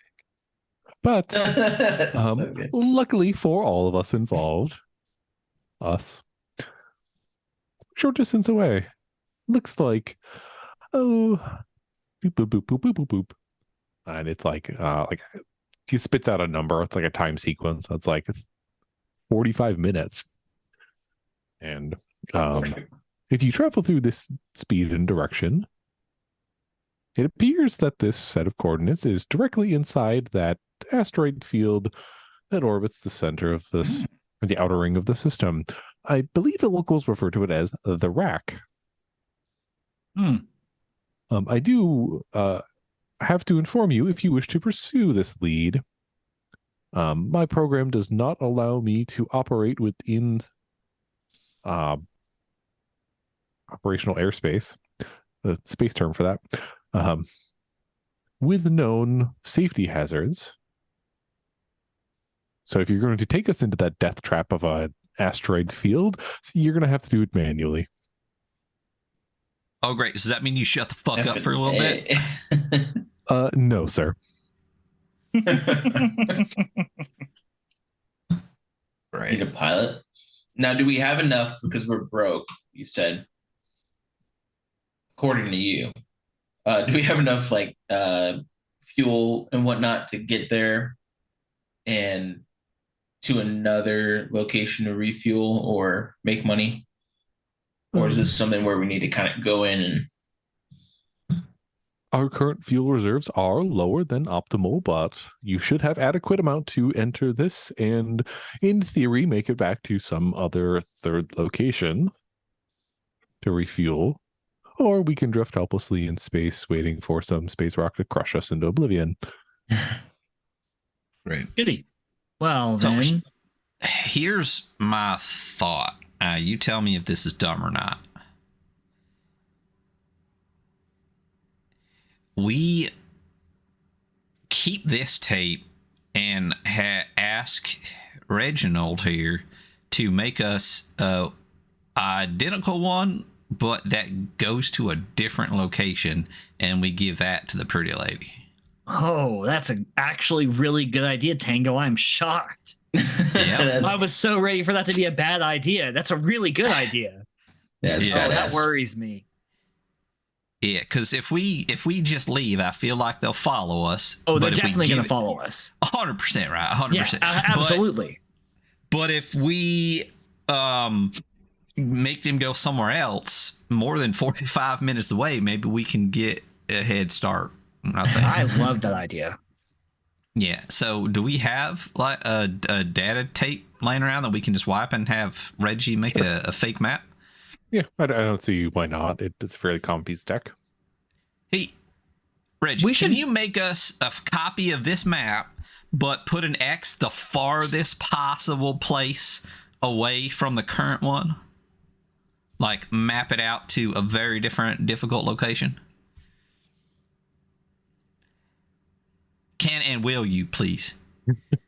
Damn it. I was going May to say, I go to the bathroom? Yeah. Beep boop boop boop. You hear like the whirring of computers in sort of like a frustrated manner. Of course, sir. And it's like the tape that you had in there already is like forcibly ejected. Just like it spits out of the thing there.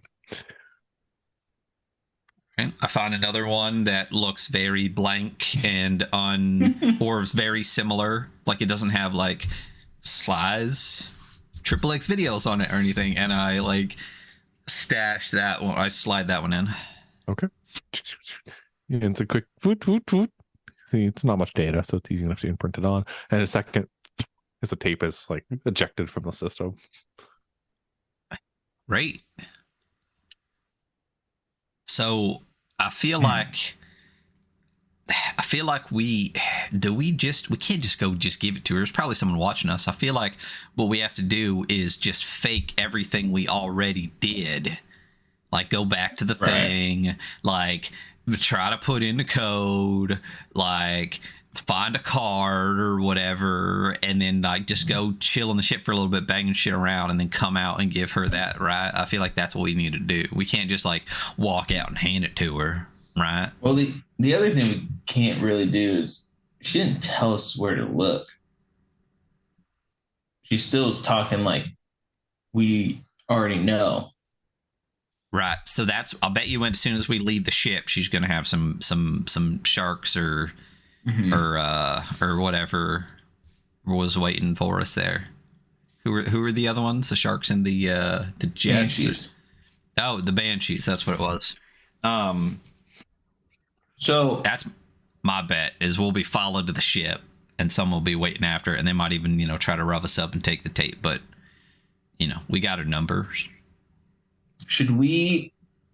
Okay, I think there's two ways to go about it. We could either be real, like blockheads, like go into the market and stuff, be like, "Hey, did you know Mark Duran or did you know Duran?"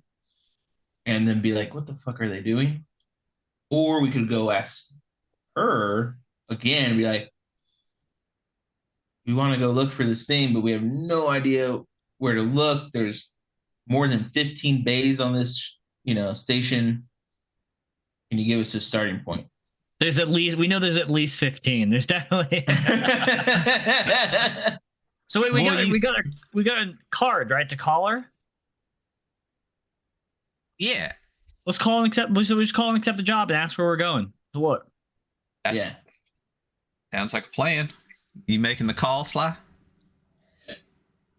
Yeah, absolutely. Is it like phones in Cowboy Bebop where there's a screen and you're talking yeah. to him? Of course. Okay, perfect. Yeah, absolutely. Like pull up the card, and I assume it's some kind of like rotary or like big clunky keypad where I just type in the fucking the two. All right. So yeah, you pull up your communication system, get it going, and it rings a couple of times, and then the screen pops up, and it looks like Red is holding like a communicator watch up. So you do see her face, but it's a little like shaky. Oh, I Hi. didn't think I would hear from you so soon. Well, we decided that we need some money, so Oh, We'll I thought we were accept the past that job. already. what's up? I thought we were past that already. Yeah. Well. You accept. Yeah. You just calling to confirm what we already agreed to? Well, I mean, you didn't really give us any info on where they'll be looking. Oh, and here I thought you were more clever than that. Oh, well.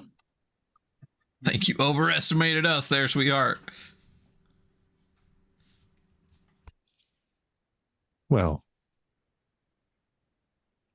you see, my competitor has managed to find Mr. Doran. Apparently easy enough, given that he's dead now. Shouldn't be too hard. Word has it he's in one of the bays, or at least his ship was. Had to get here somehow. Cool. You can start there. Okay. What's his ship look like? As far as I'm aware, hunk of space shit. Same as any other vessel in this. Like a space. All right. Well, then, thank you for the info. We will get to that right now. Oh, I'm sure. And the line goes dead. Clap, Sly on the back. That was good. Thanks. It felt good. So. Yeah. You're a good liar. You son of a Yeah. bitch. Yeah. Yeah, I have a feeling that she's more on to us than a perfect lie would lead her to be. You know. I was gonna say with that perfect lie, how could she possibly know? No. Hey, Reggie, is there anyone outside the ship in the bay that we're in? Where the watermelon grows? You hear like a foot, foot, foot, foot. Nothing on the scanners, but you can go use your eyes yourself if you'd like to confirm. Fuck me. Thanks, Reggie. Between you and the redhead, I'm doing great. I say we just go ask around. For what? Well, if anybody knew Doran, but also we need a pilot. I can pilot. How the fuck did we get here if we didn't have a pilot check? Well, but didn't That would be me, sirs. well, didn't Reggie say that they wouldn't He's our pilot. go into the asteroid belt? Yeah, I can pilot. Oh, Are you lying? Okay. Is this another perfect lie? Are you gonna kill us, you son of a bitch? Hey, Sly's done some stuff in his life. Also, just so you know, when you're piloting, it is a savvy role. So Yeah. Oh, Well, okay. listen, close enough. Listen, as long as we make enough money to get a new AI, I don't care. Then never mind about the pilot. Yeah, let's give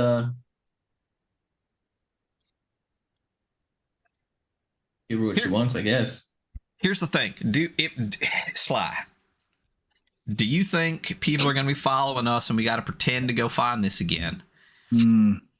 That's what my thought was earlier, was like, let's at least be like, oh, do you know where this guy's ship was? Oh, Yeah. okay. And then we go and just pretend and then walk out and be like, all right, So- we got it. I think that's a good plan. And out of character, Josh, can we just like kind of like cinematically hand wave that as us like Oh, going montage. around trying Hell to get yeah. info and But like pretending and being like, yeah. All right, let's do it. Montage. Each of you get a scene. All right. Go. montage music. Each of us, who wants to go first? Yeah, I'll go first. narrate a scene of you making a fool of yourself. Yeah. We leave the ship, we go in, we see Dur. When I leave, is there more people around this guy, Durin or whatever? Oh, the banshees are all gone. Like they walked away. But no one else showed up to this dead body? No. Cool. So I feel like, I'll just like, are the bodies of the other people still there? Oh yeah. Well, okay. Okay. So 2 of the bodies are there. 1 is gone. Oh, did the one he pistol whipped not die? No, that's, you just hit him over the head. It didn't kill him. Damn it. Great. So that's cool. So I'll pat down Durin again, knowing what's there or whatever. Then I pat down the other bodies, and you know what I mean. Like if I find anything, that's cool. But like, then we all head into like the market and stuff, and I try to be all like act like Sly and just be like, did you know this Durin guy? And then eventually people are just ignoring me, and I'll like grab one and get mad, and I'll pull them on my face. Did you know Mark Durin? And that's my scene. All right, I loot the perfect. bodies, and then I just start asking around like an idiot. All right, Hunter, you're next. How do you make a fool of yourself? I like go into every like are there more than 15 bays? Oh yeah, there's probably like 100. Oh my god. I just start popping into random bays, like, and talk to people who are there and asking like, did you know Mark Durin? Except not like that. And like I'm poking around, All right, so you're walking from bay to bay, just talking to the grease monkeys. Absolutely. Perfect. All right, Marco, what's Chuck doing? Well, so my gambit again is Devil's Right Hand, and it has to do with pistols and trick shots and stuff like that. I'm just be like, hey guys, I'm just looking for something. I'm going to talk really loud about it. I'm going to do a trick, and you guys can pay me by letting me know where Mark Durin's ship is, and I'm gonna put the pistol barrel, like the barrel, on my nose, and then put the shot glass on the handle. And I'm just gonna kind of walk around, kind of like a seal. Be like, you see, this is really cool. If you could help me out, I'll keep doing it. So you don't get information, but do you get pocket change? Yes. But like, right. we can just pretend we got information and be like, oh, there it is, and then just like go to the bay. All right, we converge on. All right, so we had each of those little scenes is in its own little panels running concurrently on our screen as we go, and then finally all three of them meet with three of you going back to Mark Durin's ship to pretend to access it a second time and find the data tape triumphantly. All right, so we're not a group of idiots at all. I can just guarantee you that we're not dumb as hell. Probably. We smash cut back to the Constantinos. Is that what it was? Yeah. The Constantino. The three of you, data tape in hand, both fake and real. What do you do? I think it's time to hand off a fake data tape. We should hide the real data tape first. That's also not a terrible idea. Do we have a hatch in our cargo bay? Yeah, you got a hatch in your cargo bay. Hell yeah, we do.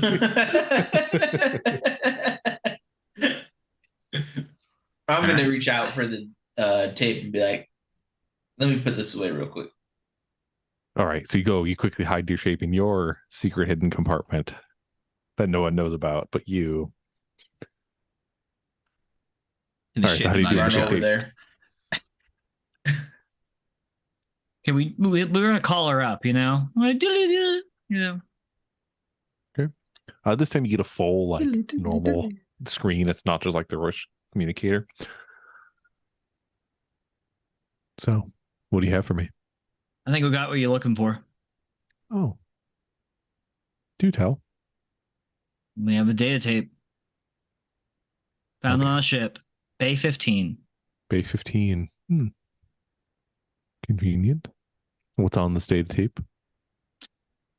Looks like a map. I don't know. Not much for navigational charts. Is that all? Yeah. Okay, I suppose that'll suffice. Cool. Give me a few moments. I will arrive with your payment. Goody. See you soon. The line goes dead. In a shorter time than you would have expected, you hear the proximity alarm on your ship go off as the crew of Banshees enters the hangar, red at the head.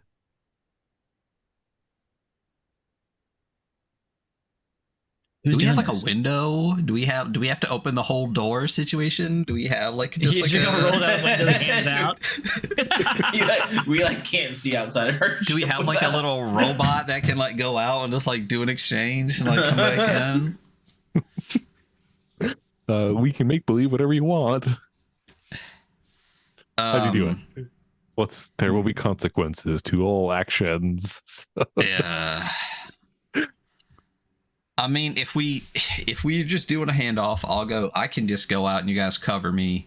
Or if we're trying to lie, Sly is probably the best. I have experience with working with the wrong people. And I am also willing to do the handoff.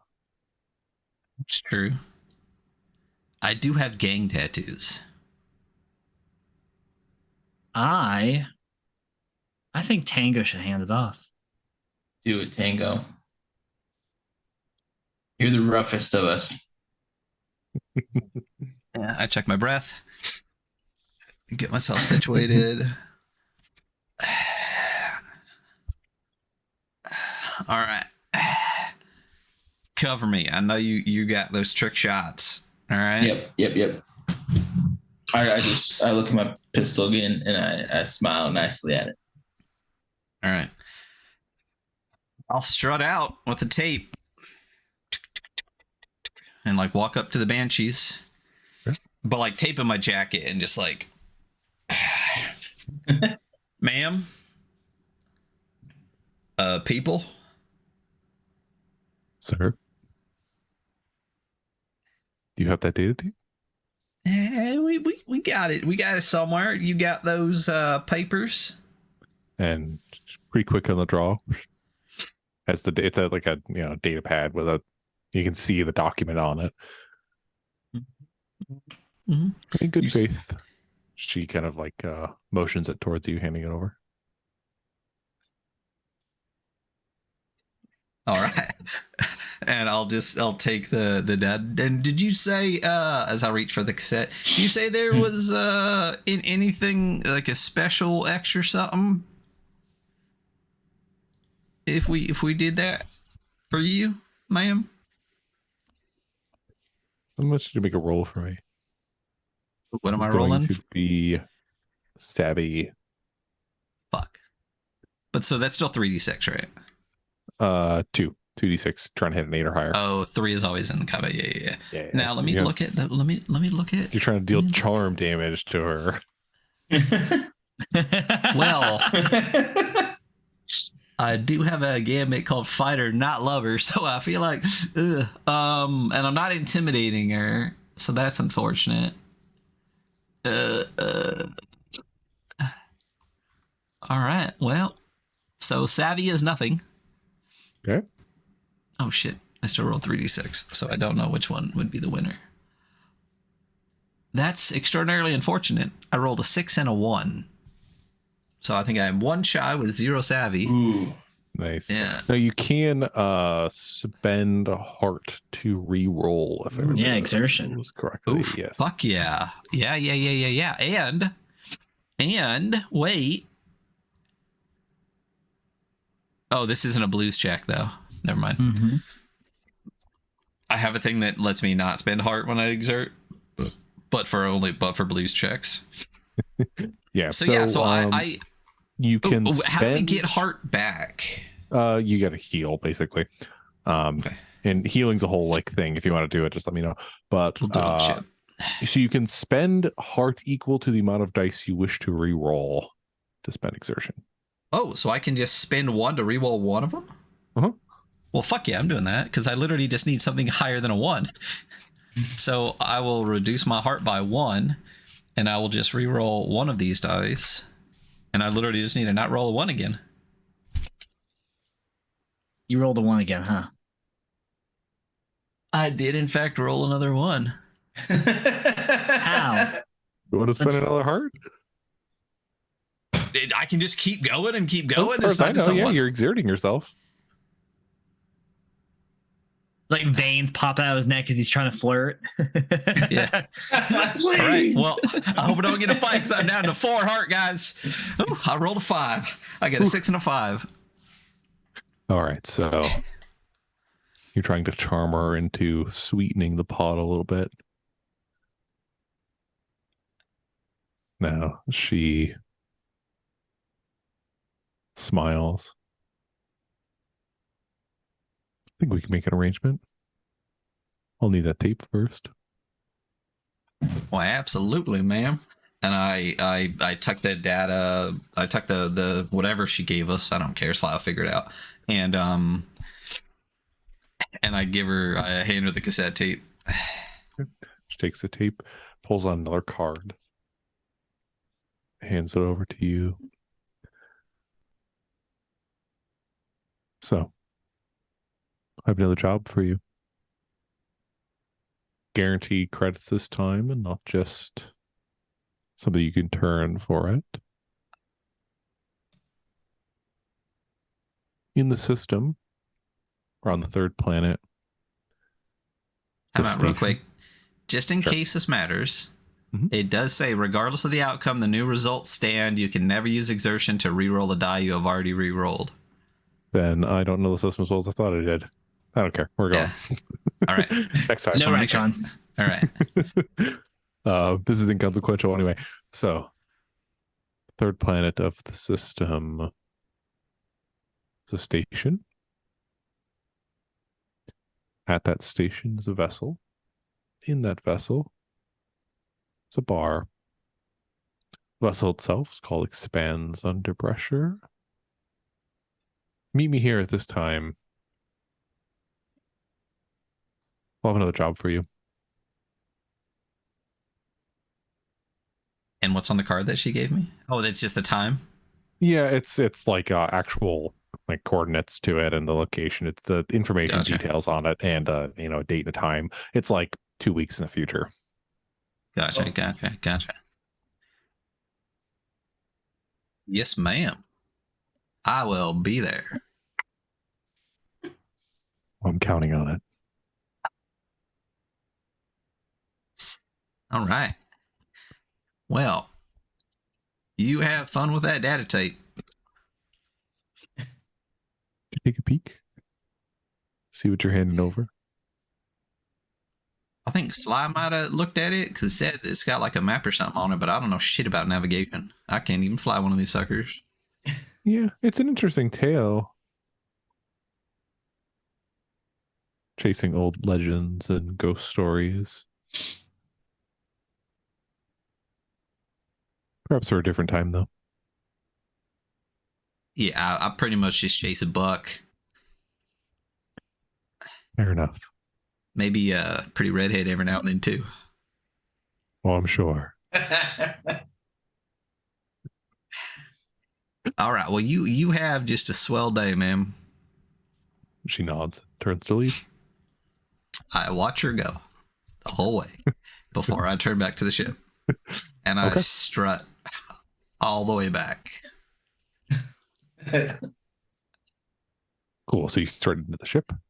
We're going to cut with you returning to, let's say, the cockpit where the rest of the crew is currently situated. You should have seen me. That's all I'm saying. They were probably watching the security feed on the outside. Yeah. Everything and that happened. I just like pluck the card out and I hand it to Sly.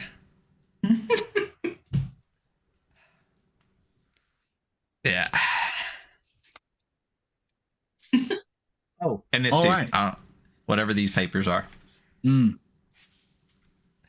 are the papers to get past the blockade, right? Yeah, it's like a legitimate set of transit papers in order to, make it through the checkpoint, basically. This going in the safe. I assume we have a safe. You get smugglers compartments.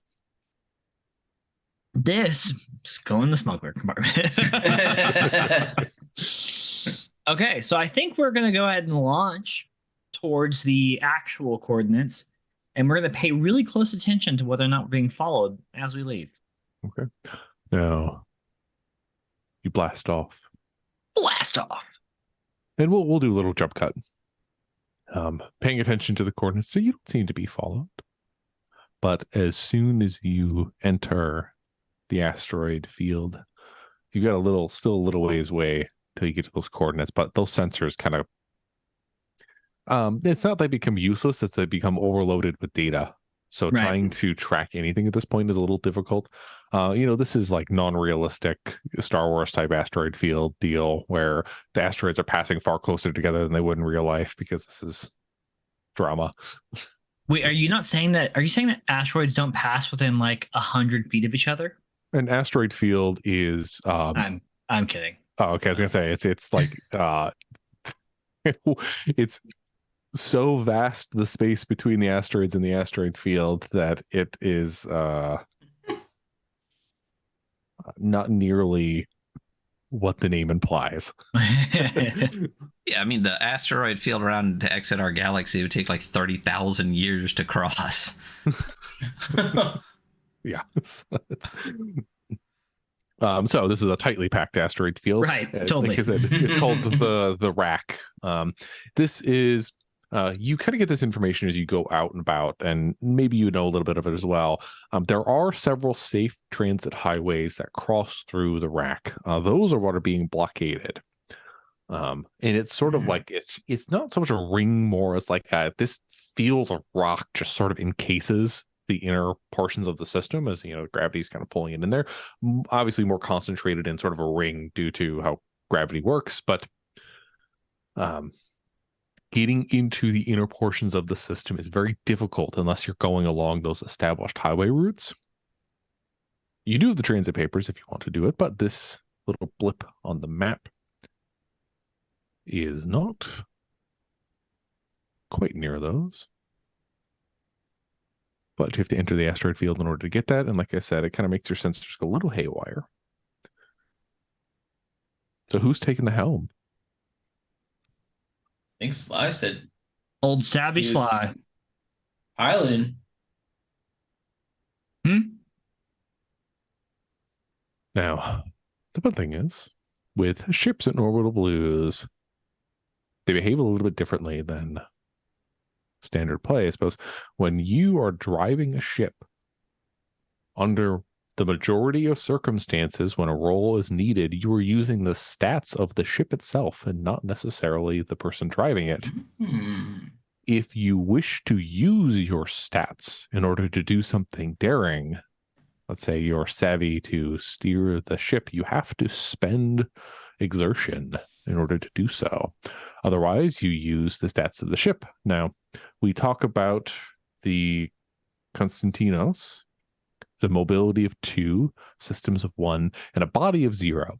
So your hull strength isn't particularly good. You've got decent electrical systems, and it is a quick-moving ship, despite it being a piece of shit. And that is quite convenient at the moment, as you are currently flying through a field of rocks that would crush you into oblivion if they were to come in contact with you. Cool. So what are you doing? Oh, we're flying. So Okay. I'm going towards that that little dot on the map. All right. Question. Can I heal while we do this? Yeah, all right. So healing's a little funky because you need a hand to do it. Now, the way that it works is the person doing the healing makes a savvy check. The person being healed makes a muscle check. If both rolls are successful, you gain D6 heart back. And if one is successful, you gain D3. So in theory, you can try and heal yourself, either using savvy or muscle, or you can have somebody help you out. But if you're doing it yourself, you can only recover up to D3, but so having somebody there to help you will ease that or potentially make it a little more effective. Gotcha. So if Sly's piloting, should I help? Or can Sly help? Because I think Sly has more savvy than I. I have 1. Up to you guys. I'm piloting it, so this is all y'all. All right, yeah. I'll help you, buddy. So he's rolling savvy, I'm rolling muscle? Yep. Just 2d6 plus those stats. Yes, looking for the 8 or higher. Let's go. 11. Perfect. I got a 5 and a 3, which is exactly an 8. Lovely. All right, so you're able to Plus two. recover a D6 hurt. Shit. Oop, so I rolled a 4. Perfect. Okay. So I now have 8 out of 10. So we see a little quick jump to the med bay in your ship as you're getting probably not more bandaged up, more like administered ibuprofen. A little salve on the bruises that are forming on your arms now. Well, half my exertion was trying to flirt. So Yeah.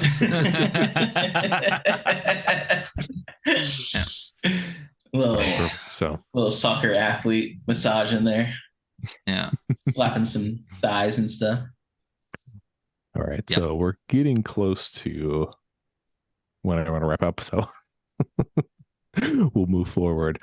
Now, you're flying through the asteroid field itself is a little tumultuous. You're kind of glued to that seat as you're dodging through and across the asteroids. It's not the hardest thing in the world at this point. It is a little nerve-wracking because of the unpredictability of said asteroid field. But the little blip on your navigation chart is getting closer and closer and closer. And as Tango and Chuckin are sitting in the med bay, putting the salve on and getting the ibuprofen and getting the ice and what have you. An icy hot on, Yeah. Do a little locker room talk. Like, man, you should have seen me talking to her. Ooh, boy. I think I can imagine it really well. Yeah. You are suddenly inundated with feedback. This screeching noise coming out of the speaker systems and communication hub of your ship, feeding directly into the communications line. It's this terrible, like, just this screeching noise that rakes over your ship. It is ear-splitting, it is nauseating, and it is nearly system frying. Since Sly is at the helm of the ship, I need you to make a systems check to see if you're able to quickly reroute some of the systems in order to keep them from overloading with this screeching noise coming over your system. So your ship has a systems of +1 in this case. So it's 2d6 +1. I rolled a 6 and a 2. A 6 and a 2. Mm-hmm. So that's sufficient. Okay. So tell me, what do? You're sitting in the pilot seat, and this noise comes in directly over your communication line and feeds up. It blares through your speakers of the ship. You hear it echoing all throughout. It's ear-splitting. It's headache-inducing. What do? I imagine there's a panel next to me that has a bunch of red switches. They're like lit up red. And I, Hunter, don't know what they do. But like Sly's like, oh yeah, cut this, reroute through that, like, and just flipping it up and down. I don't know what's happening, but okay. Sly does. Quickly, yeah. And after probably a little long period of time, the screeching ends, leaving only the ringing in your ears. But as the noise clears, you hear the tone that would have been underneath it, the little proximity alarm, the beep beep beep beep beep beep beep beep beep beep beep on your ship, as your little radar readout is showing a bunch of asteroids and 2 approaching vessels, small and quick. What do? I guess we're gonna outrun the vessels. Okay. Punch it. Okay. Make it so. You rev up the engines and you're going to start pursuing through the asteroid field in an attempt to lose them, presumably? Yeah, I'm going to pull some... I'm trying to think of that fucking Han Solo line, and I'm always like, so dumb. Yeah, I know some maneuvers, or whatever, where it's just like he drifts to the left. But yeah, we're going to do some evasive maneuvers. All right, so you're doing invasive maneuvers. All right. With the other 2... Where are you guys? Chuck and Tango, you're sitting in the med bay. The screech comes over, and you hear the engines rumble to life, and you feel the shift in gravity as the ship starts moving in a more erratic pattern. What are the three of you doing? Holding the fuck on. Yeah, I'm holding on with one hand, and then I'm holding on to this like outdated police badge in another hand. And you do this thing, you make like a cross with your thumb in your palm, and I'm just kissing that. Okay, Oh, yeah. so you two are holding on for dear life. Now, when it comes to, this isn't quite a combat scenario at the moment. You're still trying to outrun those ships. But when it comes to combat, each crew member is able to take up sort of a position, and that's how you behave when it comes to your turns. There's obviously the piloting seat, but there is also a number of other things you can do. There's a communications hub. Somebody can try and repair some systems that gets damaged. Another person can hop on weapons. There's communications that you can hop up on, and various pieces of support equipment. So you guys have just pulse lasers for your ship. So somebody can operate the weaponry there if you wish to take up various stations. What's up? Oh, no, I claimed dibs on... Wait a minute. It's the ship's weapons, not my weapons, right? Unless you want to spend the word. Well, if you want to spend Exertion. That's what it is. Okay, so yeah, I'll go to I'll run to the weapons then, because that's my thing. I shoot. Okay, so you're stumbling through, holding Chuck, on. though. Yeah. With the sudden acceleration of the ship, you're able to rush up and get onto. Let's assume it's a separate, cannon hub. Maybe it's near the cockpit. Maybe it's not. Who cares? Yeah, are there two weapons hubs, or am I because you have a single weapon? It is one pulse laser. I would say no. No worries. I would go ready myself at the systems repair spot just in case. Okay. Since we just experienced that potential flame. Nice. Just beware, All right, the screeching is worn down. Chuck, you're kind of heading back into the mechanical bits of the ship in order to help repair in the event that damage incurs. But we're going to quickly hop back to Sly in the front. You're kind of gunning it. Now you're trying to outrun these ships, and you're trying to dodge asteroids as well. I need you to make a mobility check to see if you're able to kind of get away. You're space drifting, but this is going to be against the odds because you're in the middle of an asteroid field. In this case, you're trying to dodge more than just the ships. Okay, we can do this. You have a +2 mobility for your ship. Against the odds is 3 take the highest? Yes. I rolled a 6, a 5, and a 2. So cut the 6. So 5 and 2 is 7. And we have +2 the mobility. 9. All right. So you're able to, shoot the ship forward, and you gun it, and you start clearing space. The little blips on those map are getting a little bit further and further away, presumably out of weapons range at this point. But you're also getting a little further away from your target location on the map. So you've cleared space, you're shifting and moving. It's given enough time for your other crewmates to get into their ready positions. Chuck at the systems with the various tools pulled out already, ready to do some quick repairs if needed. And Tango sitting in the hub where the gun is currently active, getting those systems primed and ready to go. So you've cleared enough space where you're not in an immediate threat, but those ships are kind of close behind, not necessarily mirroring your movements, but quickly still approaching. What do you do? Each of you has the ability to act if you so choose, but I've acted enough. What do you guys do? I mean, if they're still coming and we're still doing stuff, then I start blasting. I mean, that's my thing. We haven't reached out to try to talk to them or nothing. If they're close enough, I'm shooting the gun. All right, so you swivel. Let's assume it's a turret because it makes it easier. So you're up in the turret here. You're able to swivel it around. These ships are at quite a long range, and you're shooting into an asteroid field. You get a better view of them as you zip around. You kind of get a visual cue. They're two little like dart-like ships. Both of them are this, deep purple color as they're kind of zipping between it. Little single-man crafts that are currently following your ship, presumably highly mobile, highly armed, probably not a whole lot of armor on them at this rate. So this is going to be, one of the longest distances you can shoot at here. And because of the nature of the asteroid, it's going to be against the odds. So you are able to shoot. You're going to be using the systems of the ship, so +1, unless you wish to spend excursion. I do not wish to do that, so I'm rolling 3d6 +1. And you said I'm against the odds, so I'm dropping 1, right? Yes. So, well, am I doing 46 because 1 has to be damage? Oh, you're right. Yeah, so 46, drop the highest.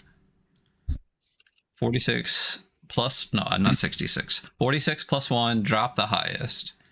All right. 6, 4, 1, 3. That sucks. So I get rid of the 6.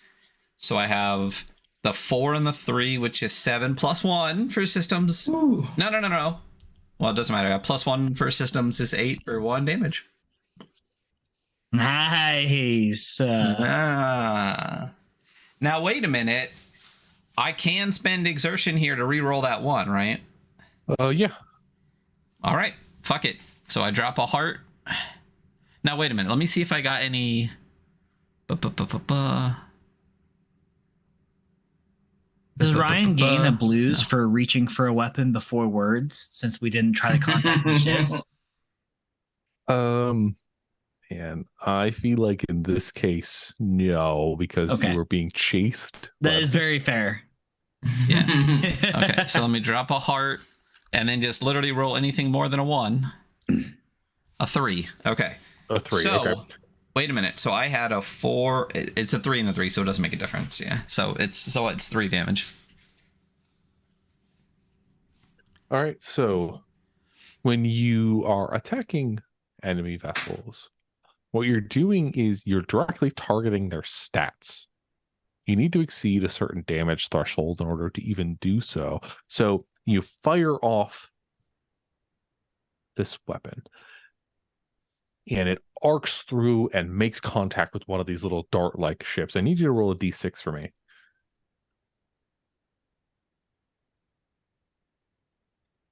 Six. A 6? Couldn't roll that on the last one, so that's great. I need you now to roll 2d6 and tell me both results. Okay. I rolled a 4 and a 6.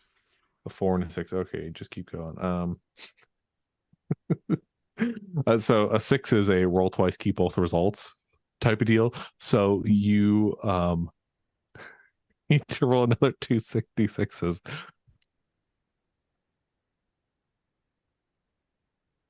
It's 5 and a 6. 5 and a 6. Do we just roll till I don't get 6s? One more. 4 and a 4. A 4 and a 4. All right. Oh, you did 3 mobility damage and 1 systems damage to this vessel. So your laser arcs out, and this is like such a monumentally improbable shot. You swivel the cannon, pow, pow, pow, pow, pow, like a few slam into asteroids, and one just and hits the engine of this little dart-like vessel, and you see the engine just, and the ship starts kind of like spinning out and floating off into space. Itself you not fucking destroyed. see that?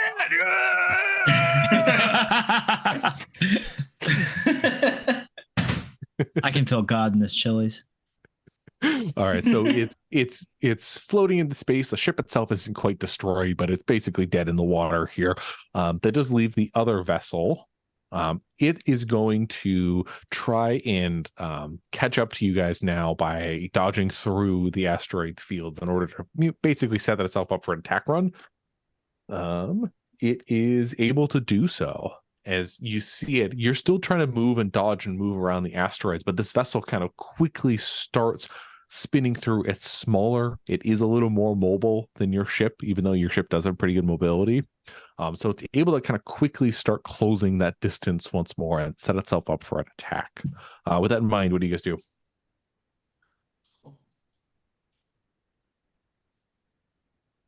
Well, Marco or Chuck is just kind of waiting for us to take damage, which we haven't done yet. So Yeah, I'm I chilling. can I either don't keep think there's anything for me blasting. to do. I think you should keep blasting. Yeah, Yeah. you got the rolls. Yeah, so you can kind of set each other up for this as well. There are certain things you can do that might give Tango, the upper hand with the attack if anybody wants to act first, or if we can just go straight to the blast in.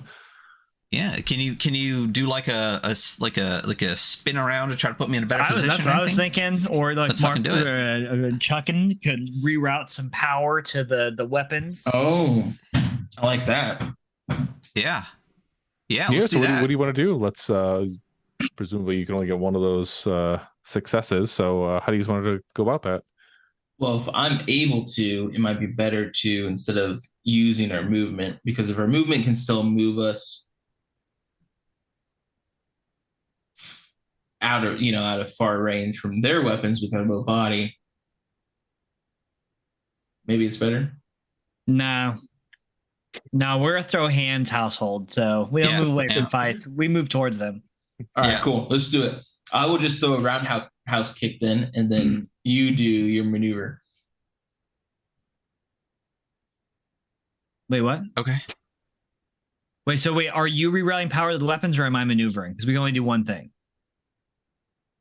Well, you just said we're a throw hands, so let's maneuver closer so that Ryan has a better shot. Okay. Right? Oh, that works. Cool. And we'll then do that. next round, I can move power there, so he has bonus on a close shot. Yeah, okay, I'm good with that. So I'm gonna move towards that ship and spin our ship, to where Ryan has a more ideal angle for a shot. Okay. So again, let's do another mobility roll. You get the +2 there. Let's see if you can get your ship in a good enough position to give Tango the better shot. You know what? I haven't done. I'm gonna use exertion. Actually, I rolled a 1 and a 2. Okay. So all I need. Oh wait, no, because then I have to roll. No, that's okay. I just need to roll a 4. You can also spend 2 heart on this one excursion attempt to reroll both dice. Fuck it, we ball. Yeah, I'm gonna do that. Yeah. I'm gonna spend. Fuck it, we ball. Okay, so come on. I rolled a 6. I rolled a 5 and a 1. Plus the 2 makes it an 8. I still rolled another 1 though. Just throwing it out there, y'all. All right. So we're classifying this as a make an attack run. It's actually an official action you can do while at the helm here. So what this does is not a success. You're able to kind of maneuver the ship, and it actually decreases the target number of the attack that. So it decreases it by 1. It makes it a little easier for you to do that instead of a straight advantage situation here. So let's go. The ship maneuvers. You're pushing it around the asteroid. You turn to face the ship maybe and kind of take it head on, closing the distance a little bit, making the shot a little bit easier. So am I not against the odds this time? Do I have like a regular shot and just a lower target number? Because you're closer, I'd say it's a regular shot and a lower target number. So 3d6 shooting for 7. Yes. Plus 1 for systems, right? Yep. Okay. I got a 3, a 5, and a 2. So if 3, 4, 5, 6 doesn't do it. 5, 6, 7. Damn it. Okay, so I can do the 5 and the 2. Fuck it. I'm exerting and re-rolling that 2. We're gonna die from exertion. Yeah. I have a 5 and a 3. All right. I have 5 and a 3, so I'm re-rolling one of these. 5 and a 3. 5 and a 3.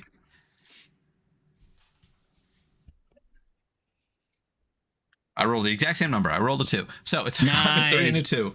So regardless, 5 plus 2 plus 1 is 8, so 3 damage. 3 damage. Okay. So the lasers go out. It does make contact again, but I need you to roll a d6. See how much damage you do or what type 6. of damage you do. 6. Oh, God. Roll twice.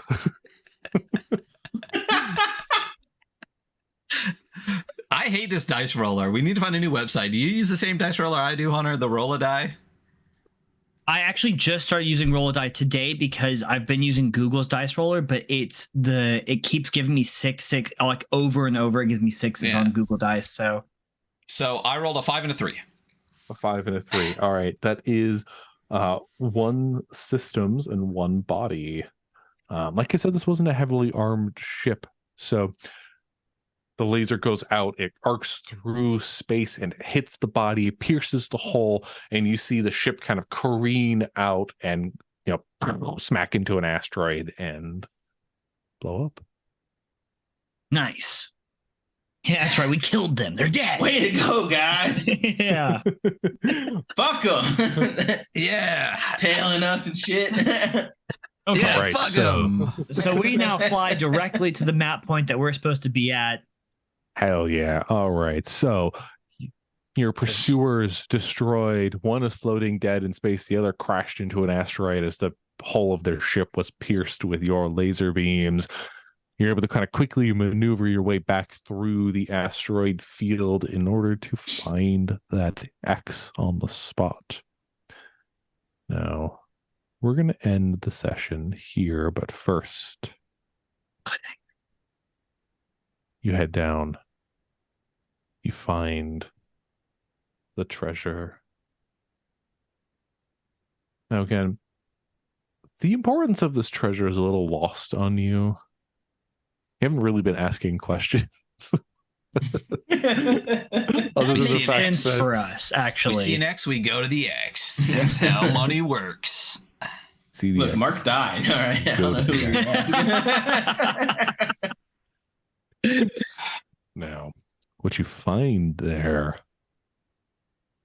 is a cargo container embedded into an asteroid. The container itself looks old. It's been sitting out here a long time. Perhaps as far back as the first settlement of the system, for all you know. Be able to quickly secure it, pull it onto your ship, and it sits now in your cargo bay. And as we wrap up, at least play here, the three of you stand around the edge of this container and you open it up, stare at the contents inside. I want each of you to tell me an object you find within this treasure chest that was really valuable like 100 years ago, but is nearly worthless now.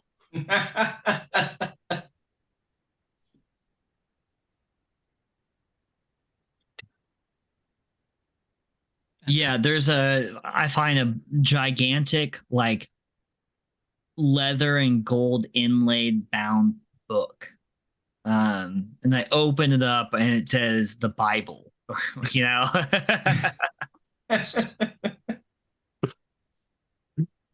Okay. What else do you find?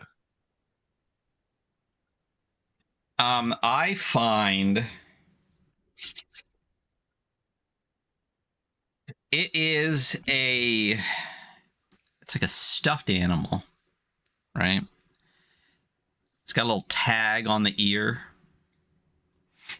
When I pick it up, it's heavier than you would think a stuffed animal would be. It seems to be filled with some type of like rocks or beads or something instead of like stuffing. It's a rabbit. I don't know. Lovely. No idea what it is. What about that last item? It's like a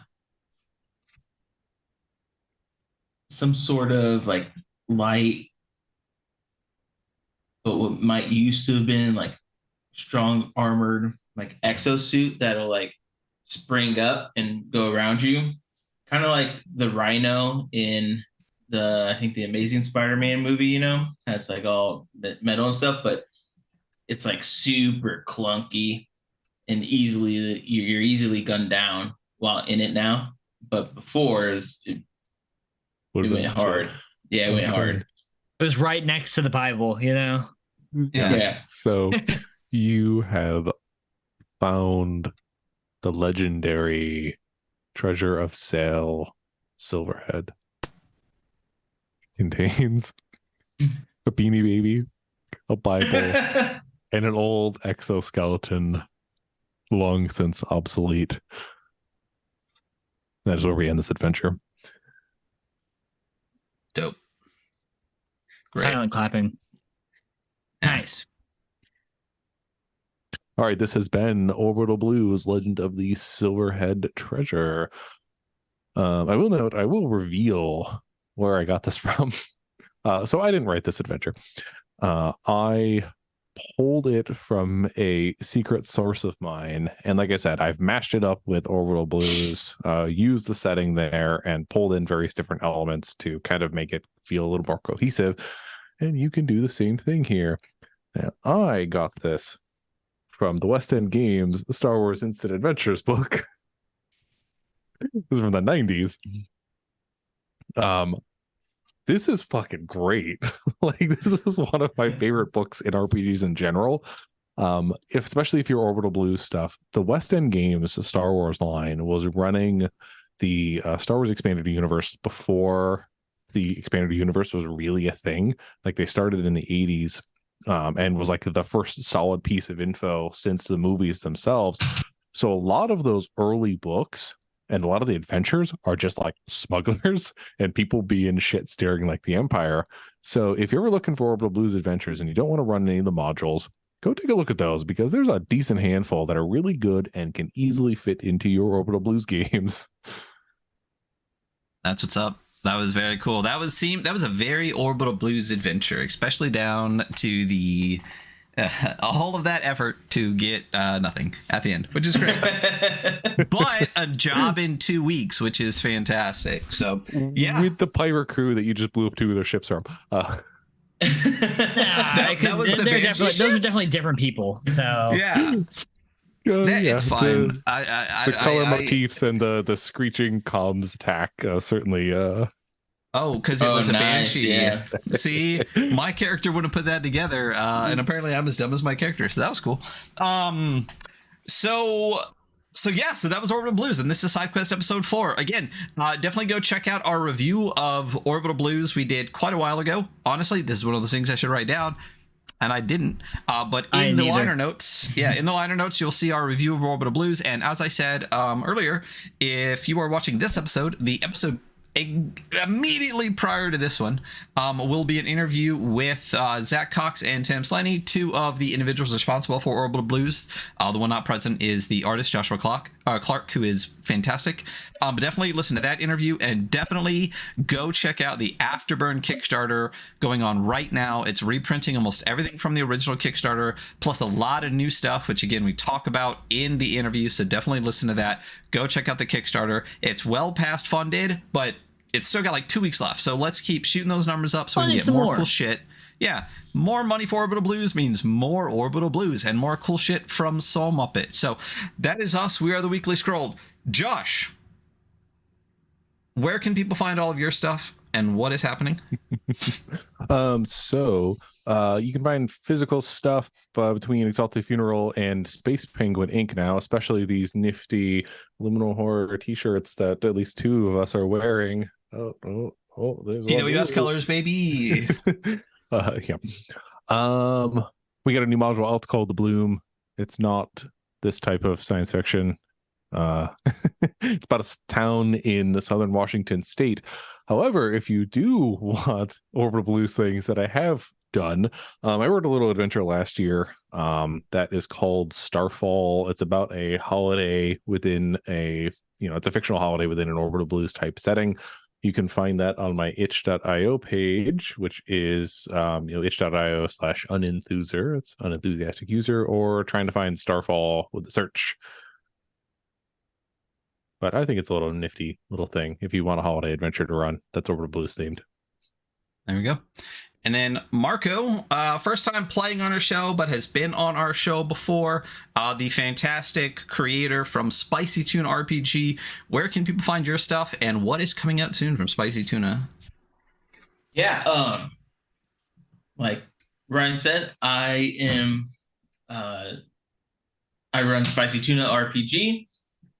We have a few things out right now. Pre-orders for Outsource, the Leucofin Corp Deception, which is a mothership module, 104-page hardcover. More horror than sadness is usually what I write. And the other thing, I am releasing a weird space RPG about creating planets with a creation machine and all kinds of anomalies happening. You navigating all what's happening, kind of like a dungeon delver, but a little bit slightly more gonzo space stuff. That is called Greenhorns, and we have the Kickstarter pre-launch open. You can type in Greenhorns in a Kickstarter, and I believe it's the only thing that pops up. Yeah, so you can sign up to be notified when that releases as well. But yeah, love me some sci-fi stuff. That's what I mostly write. There we go. Definitely check out all the Spicy Tuna stuff. And I think I have all the Spicy Tuna stuff right there in the mothership section. Right behind me back here. Yeah. Great content from a great person and a fantastic creator. Both these guys are fantastic. Thank you so much for running, and thank you so much for playing. You'll see both of them more on the show. And as always, you can find us at our link tree, just / the weekly scroll. And you can find Orbital Blues, as I said, on the Kickstarter, or if you're watching this, or it'll be in the liner note at the Soul Muppet store at soulmuppet-store.co.uk. There's also a US store as well, which you can just kick over. But that has been SideQuest, I think, episode 4. Orbital Blues. And that's what we got. Everyone out there, have a wonderful day, and we will see you all on the next one. Bye. Bye-bye.